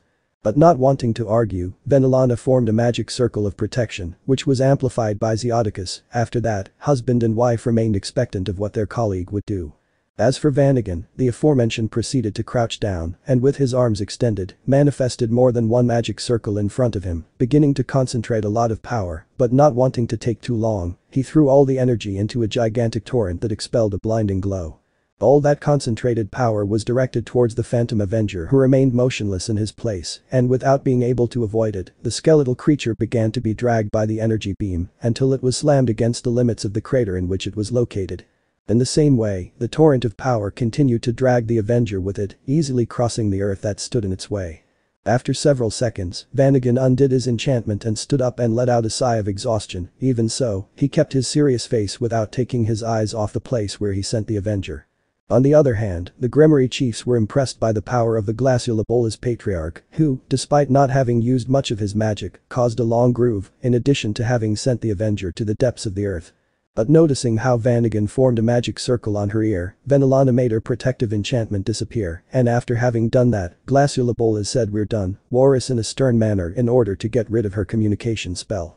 Shocked, Venelana looked at her squadmate Vanagon. "We only attacked a couple of times, we can't leave so quickly," Venelana commented, somewhat surprised by the aforementioned's action. Not daring to look at him, Vanagon closed her eyes and said, "It's for the best. Besides, we'll finish him off with the Avenger once we all gather," Patriarch Glaciula Bolas stated, without abandoning his serious tone, to which Venelana was going to continue arguing, but her husband stopped her. Just as the Gremory matriarch was about to say something, she, Zeoticus and Vanagon were enveloped in a green aura, so, holding back her urge, Venelana remained silent, as did the two men present. As the seconds passed, the glow grew. After that, it slowly faded away until it revealed the absence of the clan heads. Somewhere else. Plummeting for the fourth time in a row, the Ghost Rider spun in the air completely disoriented. The last thing he could see around him was the gray sky, but after that, for some reason his field of vision darkened, and after that, he ended up crashing hard against the ground and as a consequence, raised a huge amount of dust accompanied by debris. The Avenger began to stand up, but unlike the previous times, now he did so with a certain heaviness, even when he had already stopped the dust dispersed, revealing a place that the former Seraph did not expect to be. Much of the ground was filled with lava, which not only emanated immense heat, but also generated small bubbles that when they exploded splashed lava, in addition to illuminating the place somewhat, giving a dark red color to the surroundings. That's right, the Phantom Avenger was definitely inside a volcano, and even though he wasn't very close to the exit, that didn't mean he could get out easily. In addition, he wasn't just there, but in front of him, there was the figure of a man who kept his eyes closed, a serious expression and his arms crossed, practically not seeming to care about the presence of the skeletal creature. Patriarch of the Baal clan. Zavin Baal. Inherited power. Power of destruction. Still, separating his arms to leave them at waist level and opening his eyes, the Lord of the Baal house spoke up. Prepare yourself, Avengers. Zavin Baal declared with seriousness both in his tone of voice and in the expression he had on his face. Somewhere else. Appearing in a green glow, Venelana, Zeoticus and Vanagon arrived at a place with nothing around them, and what little there was a completely clear blue sky, in which an artificial sun lay at its highest point, while, on solid ground, the earth was covered by extensive clouds that reached the ankles of those present. Getting back to the topic, the three mentioned headed towards the other clan chiefs, who were located a couple of meters away. On the one hand, some remained silent, as if they were thinking about something, on the other hand they did not want to talk for no reason. But turning to greet them, Saagers spoke up. It's good that you're okay, said the Lord of the Ager's house with pleasure in his voice and a slight content smile, catching the attention of his other companions who focused their eyes on Venelana, Zeoticus and Vanagon once they were in front of everyone. We're just trying to be as fast and efficient as possible, that's all, Zeoticus commented calmly, crossing his arms in complete indifference. That's good, a man's voice commented pleasantly, catching Zeoticus's attention as he turned his gaze away from Lord Ager's to focus on the individual. Once Mr. Baal does his part, just maybe we'll be able to take down the Avenger as we planned, the Lord of House Andrealphus expressed with some hope. Crossing her arms, making her breasts stand out, Lady Xia Murmur spoke up. If the Avenger did not have the chance to defend himself against us, he will not be able to do anything against Mr. Baal, the Lady of the Murmur House stated confidently. It was not for nothing that the man who led the Baal clan was one of those chosen to be Satan Lucifer. We all know Zavin's power here. Still, we must not be overconfident and be prepared for any threat, Lord Cyrus Dola said sternly, receiving the reason from his companions and receiving collective nods for that. After that fact, all the clan heads proceeded to distance themselves a little and remain expectant, although focusing their gaze on Saagers. Zeoticus spoke up. Mr. Agers, don't you want me to give you a hand with your magic? The Patriarch of the Gremory house questioned somewhat curiously, receiving a denial from the aforementioned. Don't worry, Zeoticus. I may be old, but my power hasn't diminished, at least not much, Lord Agers replied somewhat playfully, leaving Zeoticus somewhat unsure. Are you sure? Doesn't it affect you to control our time? Zeoticus questioned doubtfully, to which Sa shook her head again. It's the least I can do. Besides, Saagers stopped her speech to point in a certain direction, to which Zeoticus turned to realize that she was pointing at the Patriarch of the Andrealphus house, who had a magic circle on his left ear. It seems that there is little time left for this to end, she said calmly for Zeoticus's understanding. The rest of the clan chiefs had also noticed this, so they decided to gather again, while, for his part, Warus Andrealphus pointed at a specific place with his hands. And without much time passing, a few meters away a green glow originated, which intensified, but after a few seconds, it ceased until it was revealed that it was Lord Zavin Baal completely unharmed, to which impassive with his eyes closed and his arms intertwined, the aforementioned headed towards where his companions were located. Although by the time the Patriarch of the Baal house met them, a loud rumble occurred in the distance, causing a slight tremor to be generated, as well as an exponential rise of dust. The patriarchs and matriarchs quickly got an idea of who it was, but to the surprise of almost everyone, they could no longer even make out the silhouette of the Avenger, so wanting to know what was happening, Lord Phoenix used a wind spell to dispel the dust. By doing so, he revealed how the Phantom Avenger was lying face down in a small hole, the hellish fire that surrounded him hinted at going out, and he was unable to even get up. It was not necessary to mention that those present, except for Patriarch Baal, were impressed especially by what the latter was able to do, who only remained indifferent without giving much importance to the matter. Letting go of his surprise and letting out a sigh filled with disappointment, Reordained Phoenix spoke up. "I guess it's all over." Lord Phoenix expressed a bit of disappointment, although he was glad that they were able to overcome the Avenger. He didn't feel it as a great achievement due to how easy it was to defeat him. "It was to be expected of Mr. Bale," Lady Farendek Arabia stated with a bow as a sign of respect and admiration towards the aforementioned, never having doubted him at any time. Even so, Zavin spoke, capturing the attention of those present. "We will not leave this place until we make sure to eliminate this thing," declared the Lord of the Bale House without abandoning his serious expression, beginning to emanate a dense dark red aura around his body. Without the need for magic circles or raising his hands, the Bale Patriarch created a small sphere with his power of destruction, and little by little he concentrated more and more power, alerting his companions who were stunned by the pure and raw energy he expelled. At the same time that this was happening, still lying in the hole, the Avenger only limited himself to raising his head to direct his attention to the head of the Bale House. Who once concentrated an incredible amount of energy into his technique, did not hesitate a second longer, and threw the ball of raw energy in the direction of the Phantom Avenger. After Lord Bale's action, the rest of the patriarchs and matriarchs did not hesitate a second longer and quickly conjured the strongest protection spells they knew, and thanks to the power inherited from Zeodicus, they were able to duplicate and reinforce said spells. No one let their guard down, everyone kept their protections up while the Avenger didn't move from his spot, his head held high as he watched a sphere of destruction head in his direction, until in an instant it was just inches away from his skull. The gigantic explosion didn't take long to occur, generating a powerful shockwave along with dangerous gusts of wind, as well as a huge uprising of dust and flames that took the shape of a mushroom, making the most powerful atomic bomb built by humans look ridiculous. Mute by what they were witnessing, none of them were able to utter a single word. Drops of cold sweat ran down their foreheads as they stared with wide open eyes at the mushroom-shaped cloud caused by the smoke and dust. Even Venelana, who was trained by her own father and has seen many of his fights, found everything before dwarfed by this. There was no doubt that Zavin Bale was more than in his prime. Even the shockwave coupled with a vigorous wind was so strong that the wards were cracking to the point that they were about to break, forcing the patriarchs to apply even more energy into their spells in order to reinforce them. Meanwhile, Lord Bale stood with his arms crossed, indifferently watching the gigantic amount of dust heading towards them, as if a sandstorm was about to engulf them all. Which didn't take long to happen, ending up covering everything and everyone without leaving them any escape. Even so, the demonic house heads remained firm, so that their spells were not destroyed, in addition to choosing to hold their breaths and wait for things to calm down. Within minutes, the patriarchs threw away their protective spells, and instead, Lord Phoenix cast a wind charm that blew away all the smoke and dust in the area and sent it into the boundless expanses of the dimension. But after that charm, everyone turned their gaze in the direction where the Avenger once stood, finding a vast deep crater that seemed to have no bottom. No one knew what to say, but their unheard of expressions with wide open eyes said enough. On the other hand, the Bale Patriarch only let out a deep exhale. "We have nothing to do here anymore," Zavin said indifferently, closing his eyes. After that, he turned around to head off without a goal in mind. The rest of the patriarchs could not believe what they had witnessed. They were still impressed by such a display of power. However, suddenly an overwhelming pressure invaded the entire dimension, causing everyone to open their eyes in surprise when they realized that said presence came from behind them.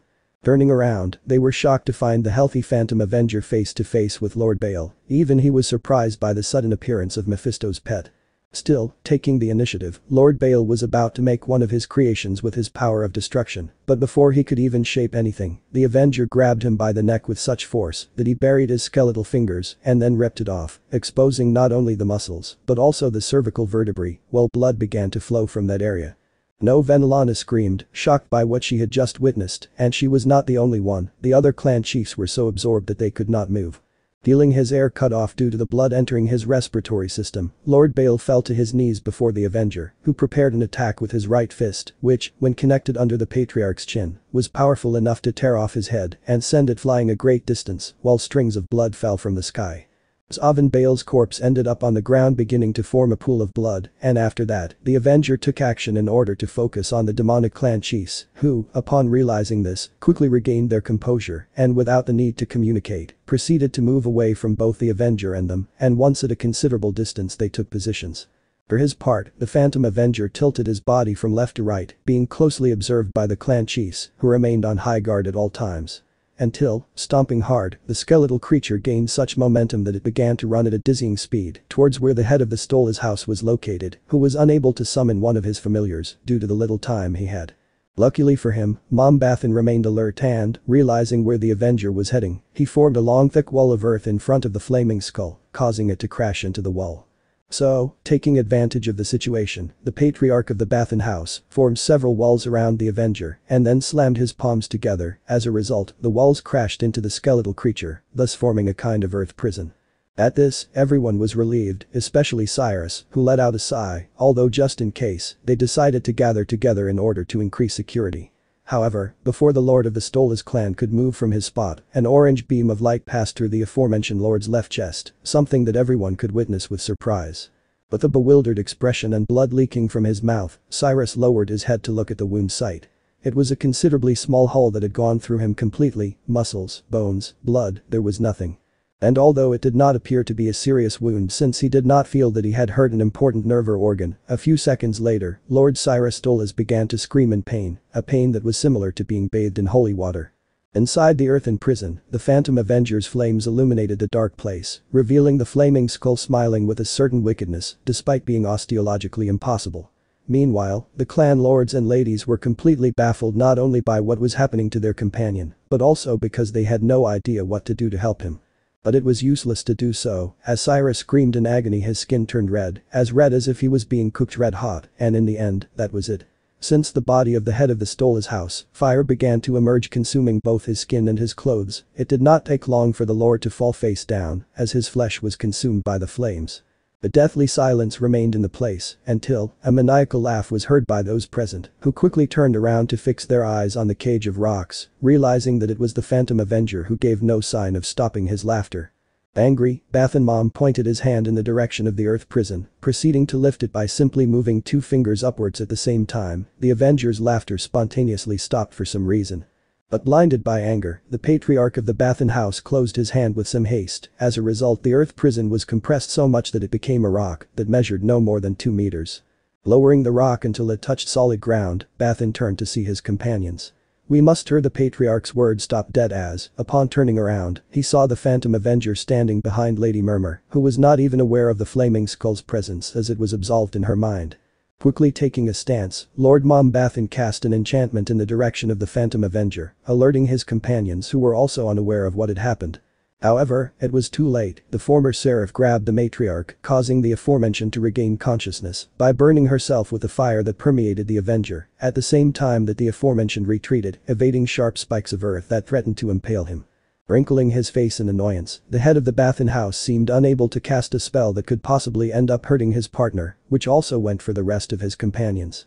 And while they were allowed to attack each other with the aim of hurting the Avenger, they preferred to keep the damage to a minimum, and they had no idea whether to continue attacking even after everything that happened.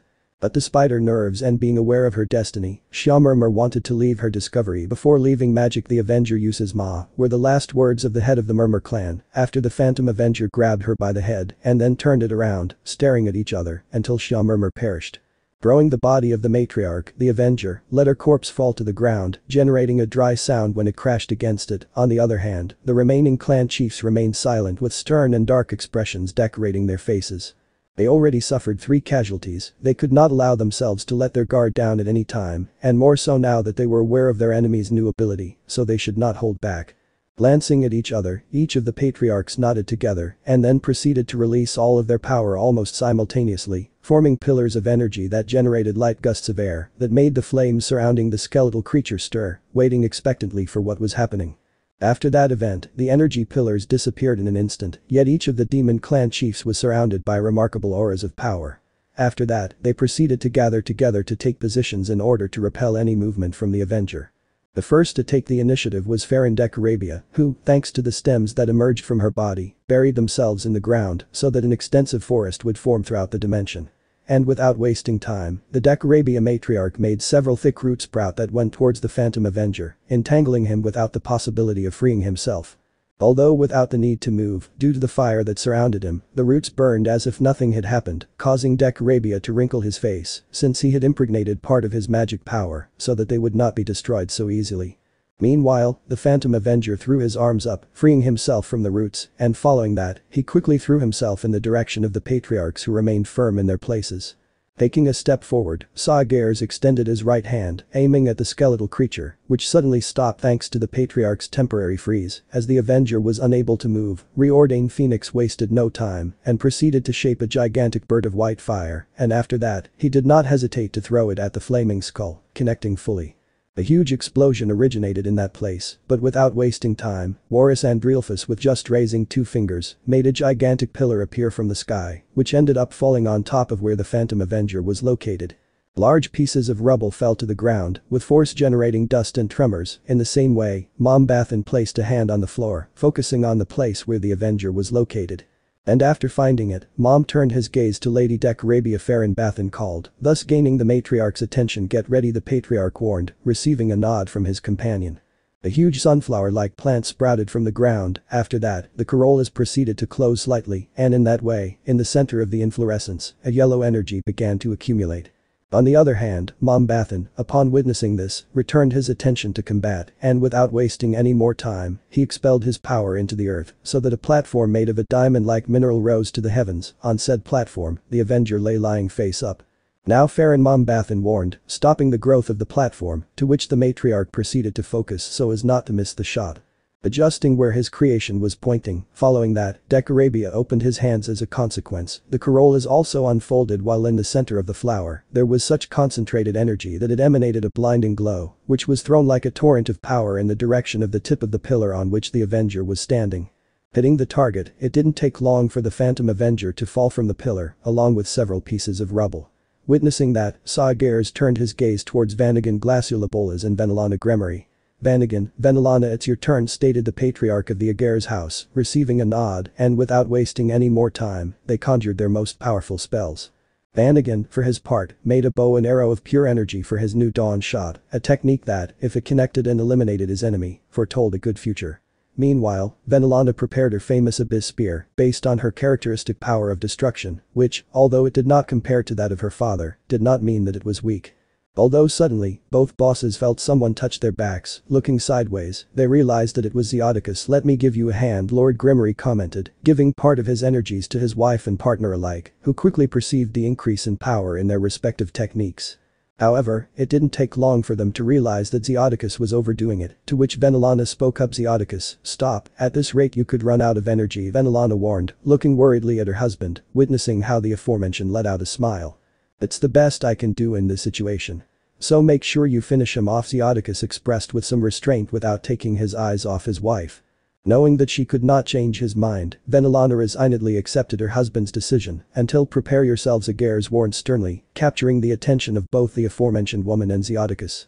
Both heads of the Gremory house fixed their eyes on the battlefield, witnessing how the Phantom Avenger finally landed, raising a curtain of dust in the process, to which Zeodicus separated from Vanagan and Venelana, who proceeded to throw their respective techniques, making sure to watch carefully if the Phantom Avenger received them squarely.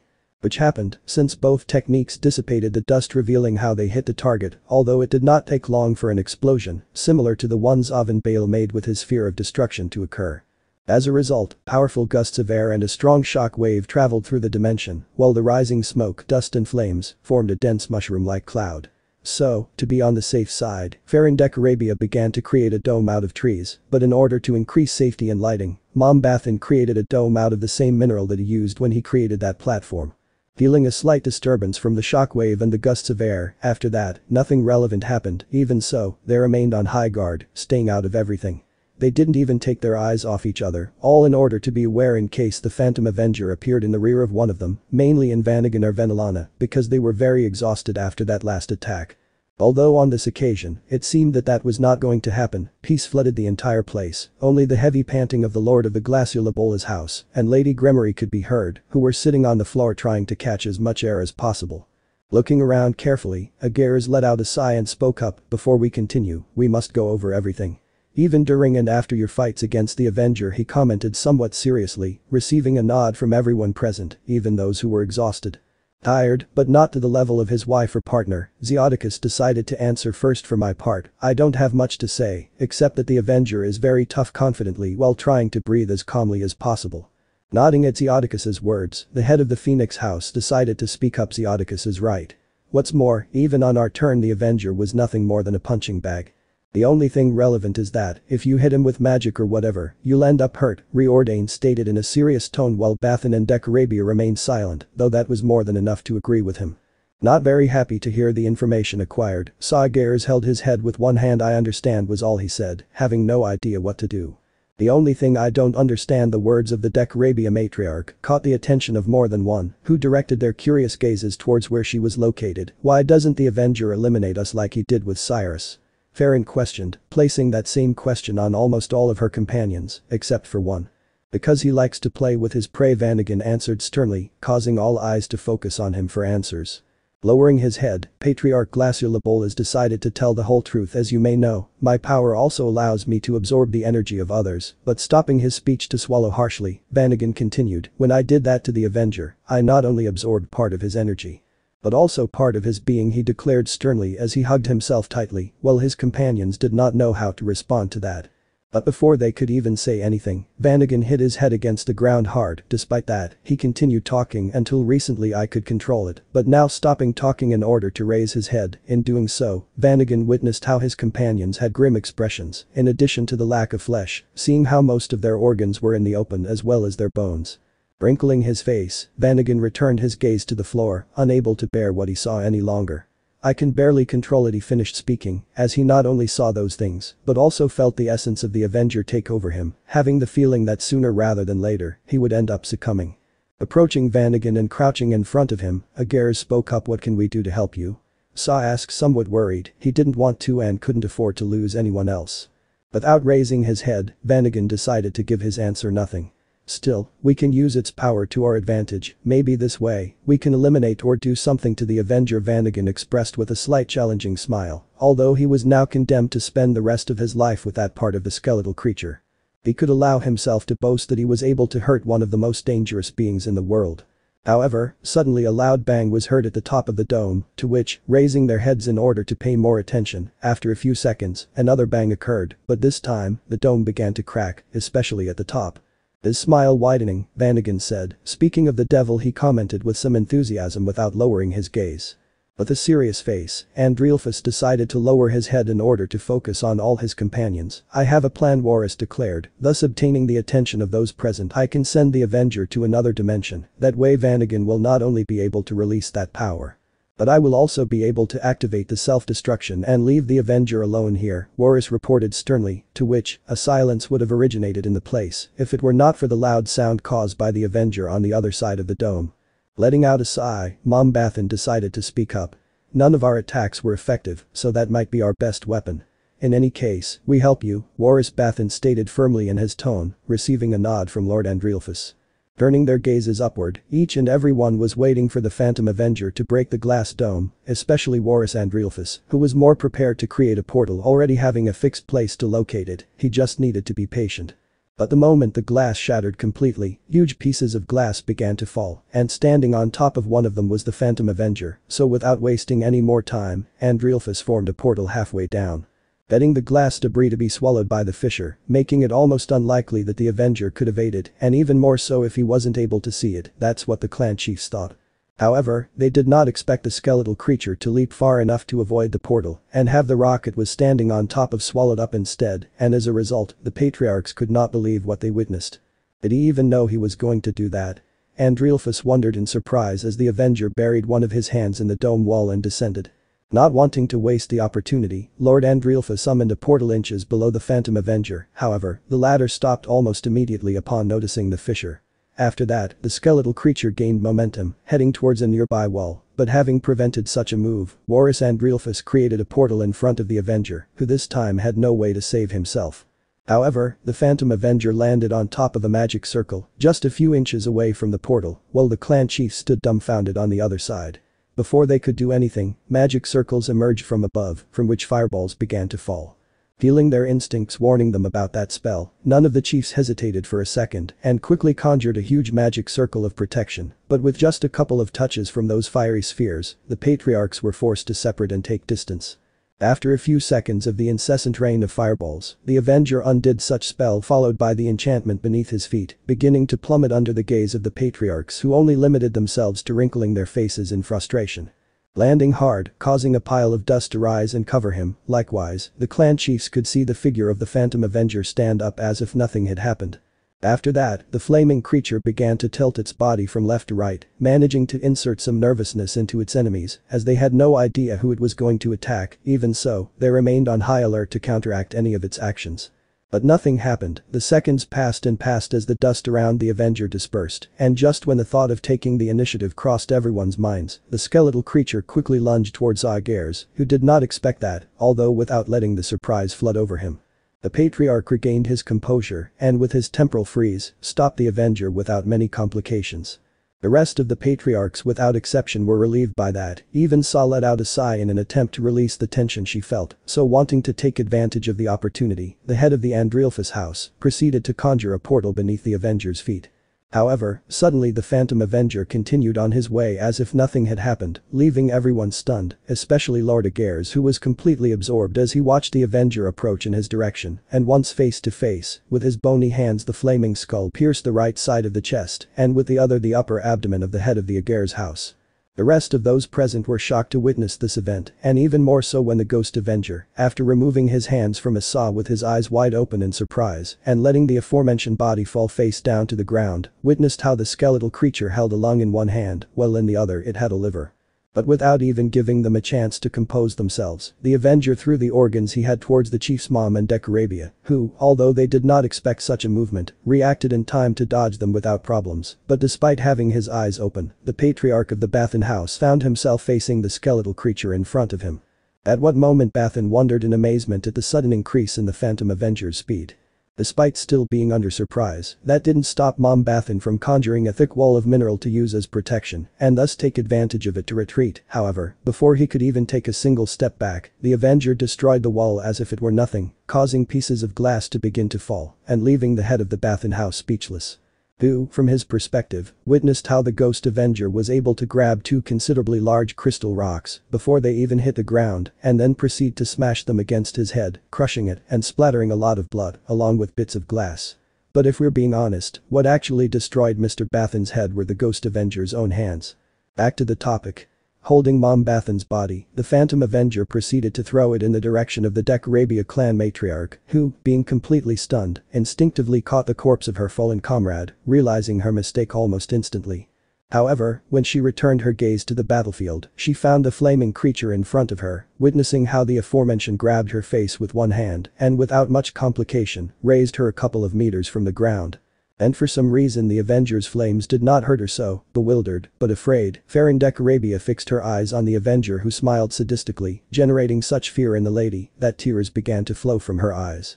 Before she could say or do anything, the Phantom Avenger released a kind of flame from his hand, causing the head of the Decorabia house to let out a loud scream of pain as her body spasmed. Meanwhile, unable to sit back, Reordained Phoenix began to throw enchantments after enchantments at the skeletal creature, but protecting the aforementioned, a magic circle stopped said attacks, as if it were nothing, and to top it off, he did not receive any kind of damage. Completely helpless, the Patriarch of the Phoenix house stopped his attacks, not knowing what to do.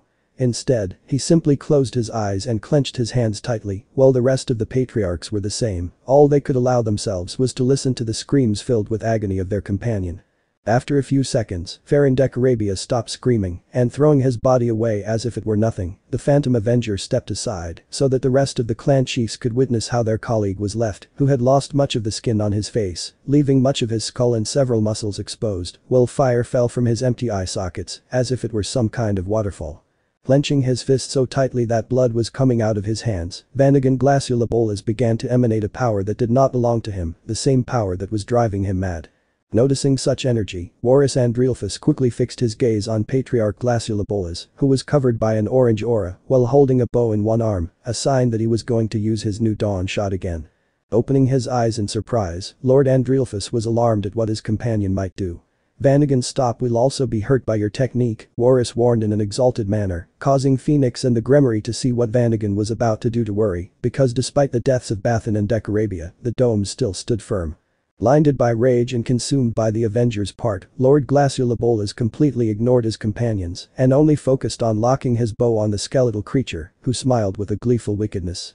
Meanwhile, realizing that nothing was going to make Vanagon regain his sanity, Andrealphus clapped his hands together as a green aura covered the Grimoires, Phoenix, and himself. However, the Avenger quickly began to head towards Warus, who was unable to carry out his teleportation, so, in an attempt to give him some time, reordained Phoenix stood in the path of the flaming skull. But by simply passing by him and continuing on his way, before even Lord Andrealphus could carry out his technique, his hands were cleanly cut off by the Avenger. A stifled scream came from Andrealphus's mouth, who merely fell on his butt to the ground. For his part, the Phantom Avenger, instead of ending the Lord's life, stood up straight and focused his full attention on Vanagon. As for the latter, he not only concentrated his remaining power, but also combined it with that of the Avenger, making his technique obtain flashes of orange while emanating a dark energy. Faced with the Phantom Avenger's distraction, the Patriarch of the Phoenix House took advantage to fly away Warus Andrealphus, heading towards where Venelana and Zeodicus were located, who were waiting to see what Vanagon would do. After gathering the necessary energy, Glaciolabolas made sure to keep her gaze fixed on the Phantom Avenger, and speaking of the aforementioned, she did not hesitate for a second and began to run towards the Lord.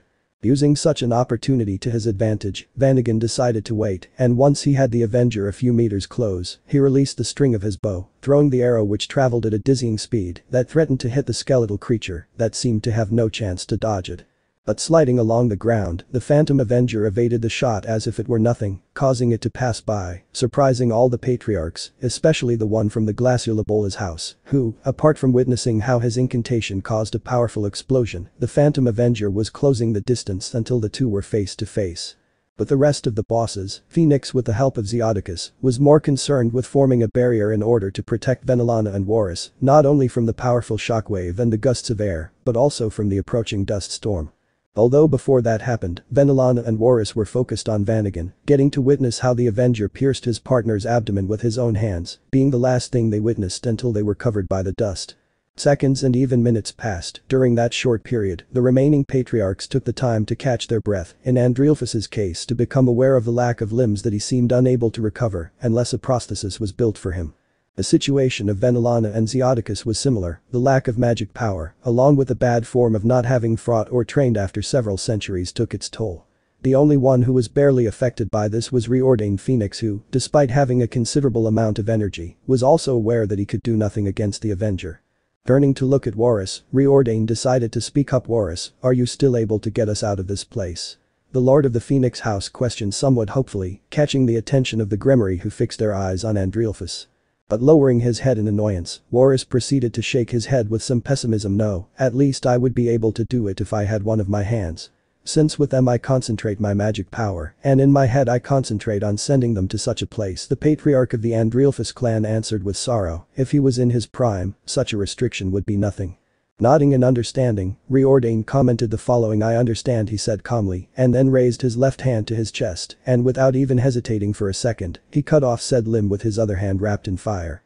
And before his severed hand even hit the ground, the Phoenix clan lord grabbed it, but instead of recovering said lost limb, he scarred it, much to the surprise of Andrealphus and the Grimoire who didn't know what to say to that. Although before they could utter a single word, reordained threw his severed hand to Warus, followed by a phoenix tear that he took out from a pocket dimension. Turning his back on his companions, reordained said the following. You take advantage of this to escape from here. In the meantime, I will give you some time, with a stern tone focused on one place, to which his companions turned their gaze in that direction, noticing how in their surroundings almost most of the dust had been dispersed. However, because of that, they were able to spot the Phantom Avenger several meters away, holding in his bony right hand what would be the small intestine, from which hung the severed head of a Vanagon Glaciolabolas, who had his eyes closed while drops of blood fell to the ground. Stupefied, Andrealphus and the Grimoire were unable to formulate even a single word. For their part, reordained Phoenix had a serious expression on his face, expelling much of his power while getting rid of the protective barrier. After that, he took his path heading towards the skeletal creature at a slow but firm pace. To which the flaming skull responded in the same way, but not before throwing Vanagon's head to one side. At the same time that happened, Venelana turned to see her companions. Let's go help. The matriarch of the Grimoire house stopped her speech, as before she could finish her line, her husband, Zeodicus, knocked her out with a blow to the back of the neck. Surprised by this event, Warus watched as Zeodicus left Venelana's unconscious body on the ground. Why did you do that, Zeodicus? Lord Andrealphus questioned, somewhat surprised, witnessing how the aforementioned gave his wife a kiss on the forehead. After that, Zeodicus proceeded to stand up to look at his companion. "I need you to take her out alone, Warus. That's all I ask of you," Lord Gremory requested somewhat pleadingly, then quickly walked towards where the Avenger and Phoenix were, who were slowly closing the distance from each other. Turning his gaze towards the Gremory matriarch, Warus let out a light sigh before saying, "I guess I have no other choice," Lord Andrealfa stated with understanding, pointing with his left hand at his companion's wife, who began to glow green. This glow increased to the point that it was noticed by Phoenix and the Avenger, who stopped walking to direct their attention in that direction, something that Zeodicus also did, seeing how Venilana was no longer there, which brought a smile to the Lord of the Gremory clan, who resumed his path towards Riordan. As for the Lord of the Phoenix House, he watched as Zeodicus approached him in his direction, which surprised him. "Zeodicus, why didn't you go with your wife?" Riordan questioned, somewhat bewildered as the aforementioned man closed the distance. Smiling as he positioned himself next to Riordan, Zeodicus returned the question, "What kind of man would I be if I left all this to you?" Somewhat enthusiastically, causing Riordan to widen his eyes in surprise.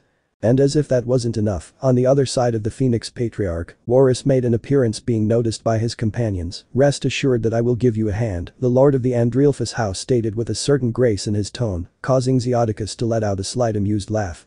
Not knowing what to say, Riordan let out a tired sigh, but after that, a slight smile formed on his face. "Whenever you want," Mr. Phoenix declared challengingly towards the Avenger, taking a combat stance like his companions.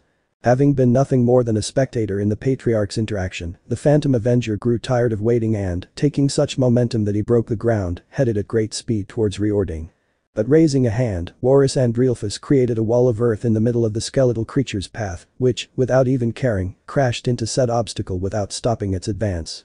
Still, with the little time they bought, they quickly began to retreat, although it was useless, since the Avenger was in charge of closing the distance more and more, so, not having many options, Phoenix stopped walking as fire emanated from his hands. Realizing this, by simply pointing his hands at his partner, Zeodicus was able to amplify the power of Riordan Phoenix, who witnessed how his fire had gone from yellow to blue. So taking advantage of the extra power he had, he condensed all that fire into the shape of a huge snake, which he threw in the direction of the Phantom Avenger. The aforementioned, seeing the fiery creature heading towards him, did not care in the least and continued advancing, and just when they were about to collide with each other, the Avenger grabbed the Viper by the head, and although the magical beast did put up some resistance, in the end it didn't do much. The flaming skull hadn't even moved a millimeter from its spot. Instead, the fiery snake was sent eating the ground. At that, Lord Phoenix wrinkled his face in frustration. Likewise, he raised 2 fingers to make his enchantment explode. But that didn't happen. The Avenger suddenly began to absorb all the fire that made up the snake until it disappeared, leaving the Patriarchs with their eyes wide open, not knowing how to respond to that. For its part, the skeletal creature, after consuming the condensation of magic, proceeded to extend its hands towards the chiefs, who witnessed how a powerful flame began to be expelled from the bony limbs of their enemy. Having no choice but to retreat and separate, the clan lords luckily managed to evade the flame, since, despite not having had contact with them, their 5 senses warned them of imminent danger. Although speaking of danger, due to the sea of fire blocking the three's view, the Phantom Avenger had suddenly disappeared. Without wasting much time, the Patriarchs quickly began to search for him with their eyes, though as soon as he turned around, Warus Andrealfus found himself face to face with the Avenger who had his skeletal right hand raised. Not knowing how to respond, Andrealfus just let his instincts respond, instead causing him to extend his single hand to cast a spell. But before he could even do so, the Avenger had cut off his hand, causing said limb to fall to the ground, along with a chain of blood. At the same time that this happened, Warus opened his eyes in shock at what had happened, and after regaining his composure and focusing his gaze on the Avenger, the latter smiled at him with a certain mockery. Without even letting him react, the skeletal creature pierced Andrealfus's abdomen, at least completely, although that didn't mean it wasn't severe, since when the Avenger withdrew his limb from the Lord's body, he could be seen holding a piece of the small intestine.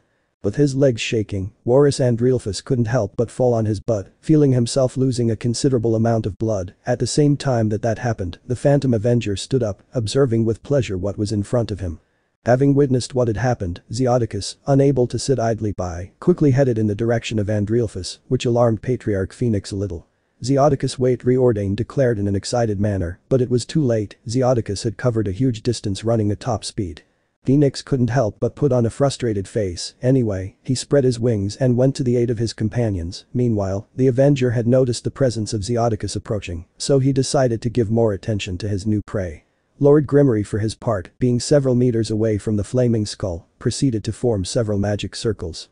But in less than a blink of an eye, the Phantom Avenger was able to close the distance he had with Zeodicus, who, instead of being exalted by the sudden appearance of the skeletal creature, stood firm without changing his stern countenance. Even so, the Avenger could not care about the attitude that the Patriarch demonstrated, since he was aware that it was only a mask and that he would reveal his true personality once faced with death. The Avenger didn't waste any more time and stretched his left arm back with the intention of piercing Lord Grimmery's body. However, just as he was about to do so, Patriarch Phoenix stepped in the way, receiving the attack from Zeodicus, who wasn't surprised by it. In fact, he let out a smile as his plan worked out just as he thought. Although if he were honest with himself, he had to admit that he was very lucky that Phoenix understood his move, because if he hadn't amplified his regenerative power, which activated involuntarily and returned Reordain's missing hand, using himself as bait would have been useless in every way. Even as Phoenix realized this, he couldn't help but laugh at how well the plan had gone, causing the Avenger to cock his head to the side in bewilderment, though as he quickly inspected the Patriarch, he noticed that the aforementioned was missing both of his hands. Boris, now reordained, declared with fervent euphoria, watching as Andrealphus pointed Phoenix's hands towards where the aforementioned and the Avenger were located.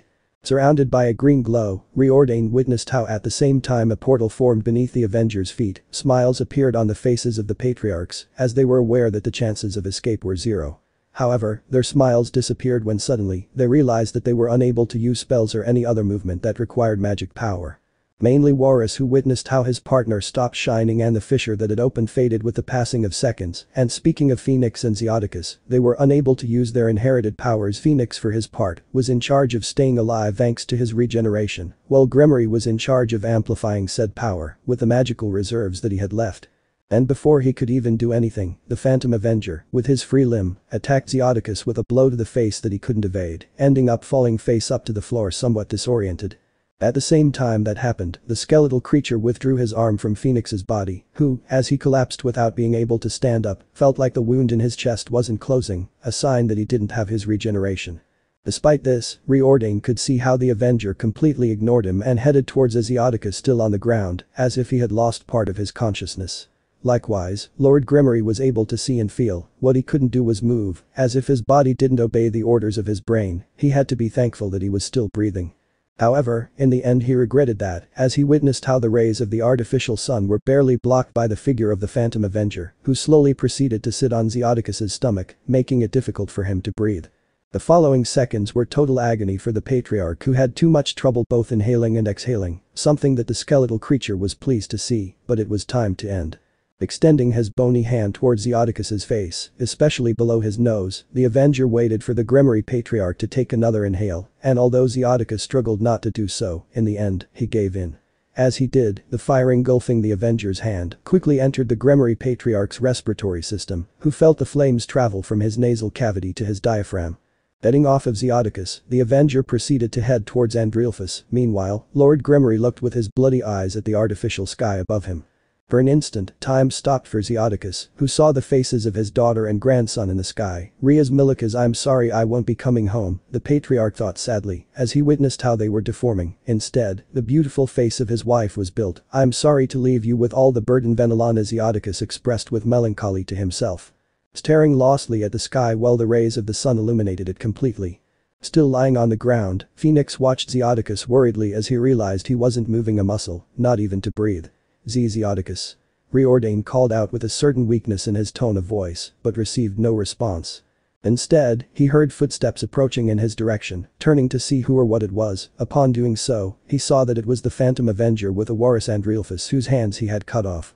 Throwing the latter down, causing his body to slam against the ground to generate a dry sound. After that, and suddenly, Lord Phoenix began to regenerate, closing the wound in his chest.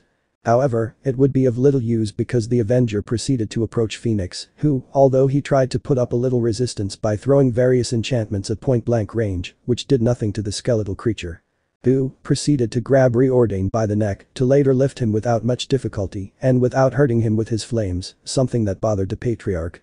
Pounding with all his remaining strength on the Avenger's skull, the Lord of the Phoenix House stated the following. "What are you waiting for? Come on, kill me," in complete rage, not even caring about saving his breath. Bringing his skull closer to Reordain's face, the Phantom Avenger seemed to be sniffing the Lord, who maintained a totally angry expression, while helplessly, Warus watched everything from the ground without being able to do anything to help. Returning to the subject, after a few seconds of inspection, the skeletal creature began to laugh with some mockery, completely disconcerting both Riordan and Warris. Although deciding to take advantage of the opportunity he had, Phoenix threw a look at Andreolphus, who understood everything with that simple gesture, in order to focus totally on the artificial son of the dimension.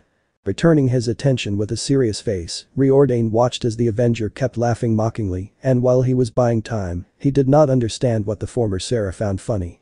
But, just as the laughter came, it was gone suddenly. Instead, a smile grew on the Avenger's skull. "It seems my fire is the winner," the Phantom Avenger commented with some pride in his thick tone of voice, causing not only Riordan to widen his eyes in surprise, but also Warris, who stopped his focus on the sun and quickly turned his gaze towards the flaming skull. After that, the Avenger did not utter a single word and only limited himself to expelling fire from the hand with which he held the Phoenix Patriarch, who, upon realizing this, tried to stifle a cry of pain in the form of a moan. But these moans increased until they became loud screams, while the infernal fire covered Riordan's body, which did not regenerate. Dropping his body to the ground under the watchful gaze of Warris Andreolphus, the aforementioned witnessed how his companion was burned alive, but at the same time, the Avenger began to skin every part of his body, as if searching for something. Such a scene caused the Patriarch to quickly return his focus to the sun, putting not only his full attention, but even his magic power. He had to bet everything on this last move no matter what. Realizing that fact, the Avenger turned his head in Warris's direction. "It seems that you realize," the Avenger expressed with some disdain in his tone, standing up, revealing that he was holding Phoenix's bloody spine. Following that, he headed towards Zeodicus's body. Making the sun darken and brighten every second, Warris let out a smile in victory. "This is your end. It's a matter of seconds before you explode with me, and after that, we'll be nothing more than stardust," Warris declared with such nonchalance in his tone that it was made clear by completely relaxing his body. Although impassive, the skeletal creature did not seem to care too much about the words of the remaining Patriarch. "Do you want to know why I do this to your friends?" The Avenger questioned in a relaxed manner, completely disconcerting Warris, who stopped to position himself face down and thus raise his head, being disoriented as he witnessed how the skeletal creature removed the spine from Grimmery's body.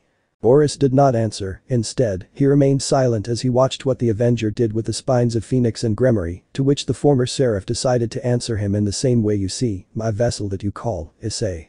He forgot my favorite weapon at home, so as not to have to go back and forth." The Avenger stopped his speech to show his manufacture to Warris, causing the aforementioned to open his eyes in surprise. "I decided to make myself one," he finished his line, holding with satisfaction, "a kind of chain based on the bones of the two recently dead patriarchs."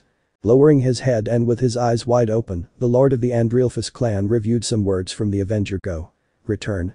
Warris whispered, completely disoriented, but knowing what that meant, he quickly looked up in order to fix his eyes on the skeletal creature. "Since when have you been conscious?" the Patriarch questioned, shocked, since it had never been said that the Avenger possessed any consciousness. He was only a being that acted under his needs, that is, his wild instincts, and that, if it were not for Mephisto, he would be much worse than he already is. Letting out a smile, the Phantom Avenger decided to answer, "I always had it, and not just my own, but I can also access the memories of all my vessels, feel what they express and hide with total honesty and calm, but after that." He slowly closed his right hand, "But that wretched Mephistopheles prevented me from being able to manifest, because he knows that I can turn against him," the flaming skull stated with a certain anger in its tone, while it began to emanate an enormous amount of fire because of it. Warris was forced to cover his eyes from the strong glow, although almost instantly, the glow ceased and, upon turning his gaze towards the Avenger, the latter appeared to be calmer. "Now it's different. He's not here, and thanks to you I'm more awake than ever," the Avenger expressed somewhat happily and enthusiastically, and made a simple movement with his hand, forming an orange-colored portal at his side. Stupefied, Warris opened his eyes wide at what had happened. "A portal?" the Patriarch questioned himself, not knowing what to say or do to stop it. And as if that wasn't enough, the entire dimension began to tremble as the sky darkened, prompting Warris to recall having activated the self-destruct protocol. Though due to the complete lack of magic, the head of the Andreolphus house was alarmed as he became aware of his fate. Meanwhile, with the Avenger, the aforementioned walked slowly towards the portal while observing with a mocking smile the Patriarch Andreolphus. "Goodbye," the Avenger expressed, gracefully saying goodbye with one hand as he entered the fissure, under the worried gaze of Warris. "No, no, no," Warris repeated, alarmed as he extended his right arm towards the Phantom Avenger, who, after crossing the portal completely, the enchantment disappeared without giving the Lord the chance to leave the place. "No," shouted the Lord of the Andreolphus house with total helplessness, while his entire surroundings darkened without even a hint of light. Lilith's capital. There were thousands upon thousands of camps surrounding the central capital of the underworld, and in one of them in particular, all the alliance leaders were located, along with their second, third, and fourth in command, even Euclid was present. During the time they had, they not only made sure that the underworld was completely evacuated, that the Lilith capital was completely secured, but they also reviewed and even modified the plans they had already established in the beginning. The latter was more due to the sudden appearance of Venelana Gremory, who, despite not having significant injuries, was unconscious.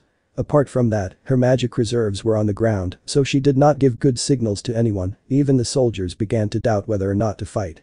Because, although the demon clan chiefs sent were not the strongest, with the exception of a few, they were the ones in the best shape, while the rest ensured the survival of others or their own. Returning to the subject, each one was strong in their own way, even Zeodicus Gremory, who was the weakest of those sent to fight the Avenger. The control he had over his inherited power was another thing. Even now, as they stood in expectation with a great calm flooding their surroundings, hearing nothing but the breeze of the wind, all the soldiers had the following thought. If they were defeated, what awaits us? As for the higher-ups, they were in the tent waiting for any kind of news. Each and every one of them was so tense that they did not dare to utter a single word, while they had their gazes lost in different directions. Although due to the silence in the place, those present were able to clearly hear some footsteps approaching. Entering the camp, the leaders quickly set their eyes on a high-ranking demon soldier. Lord Lucifer, your mother has just woken up, the demon general warned, to which, without wasting time, Serziches proceeded to leave, heading towards the camp where his mother was located. The rest of the leaders did not go since they did not want to intervene in that family matter, and although they could make the excuse that it was for security reasons, they were aware that Serziches, after talking to his mother, was going to tell them everything that happened. Meanwhile, after a few minutes of walking, the Satan Lucifer calmly entered a tent, finding his mother sitting on a simple stretcher with a lost look. Walking towards Venelana at a leisurely pace, Serziches decided to speak up. Mother, Serziches called out in a calm tone, gaining the mother's attention. Turning around and seeing her son, Venelana couldn't help but let tears begin to flow from her eyes. Zeodicus the Gremory matriarch expressed completely dejected as tears slid down her cheeks. Serziches instantly realized why his mother was like that. He couldn't help but feel bad, but he had a duty to fulfill. Mother, what happened over there? The Satan questioned in a calm tone, approaching a table on which there was a jug of water and a glass. With a lump in her throat, Venelana nevertheless spoke up. They died despite our advantage, most of them died. The last ones left were reordained Warus Zeodicus and me, Venelana answered with some difficulty while sobbing. Gripping the jug tightly, Serziches proceeded to calm down and set the container down on the table, then turned to his mother with a glass of water in hand. What happened next? He asked comfortingly, handing the glass to his mother who, with a bit of difficulty, drank the entire drink. Handing the glass back to her son as she finished gulping down the water. After that, Venelana replied, I don't know, Zeodicus knocked me out, clearly remembering that moment, as well as the liquid she drank. Letting out a soft sigh, Serziches held the glass back to where it was, after which he turned to look at his mother. Rest, Mom. In case nothing happens, I'll come to take you home, Serziches stated in a comforting tone, receiving a reluctant nod from his mother. However, suddenly an overwhelming pressure originated in the entire place, exalting Serziches, who quickly fixed his gaze towards the place where such energy came from. On his side, a frightened expression was seen in Venelana, but after a few seconds, that fear turned into anger when she recognized such power. Tightly holding the blanket she was covered with, Venelana spoke up. Avenger, she called out in a tone that was filled with anger. Well, Serziches was surprised to hear that, as it was the first time he had felt the power of the Phantom Avenger.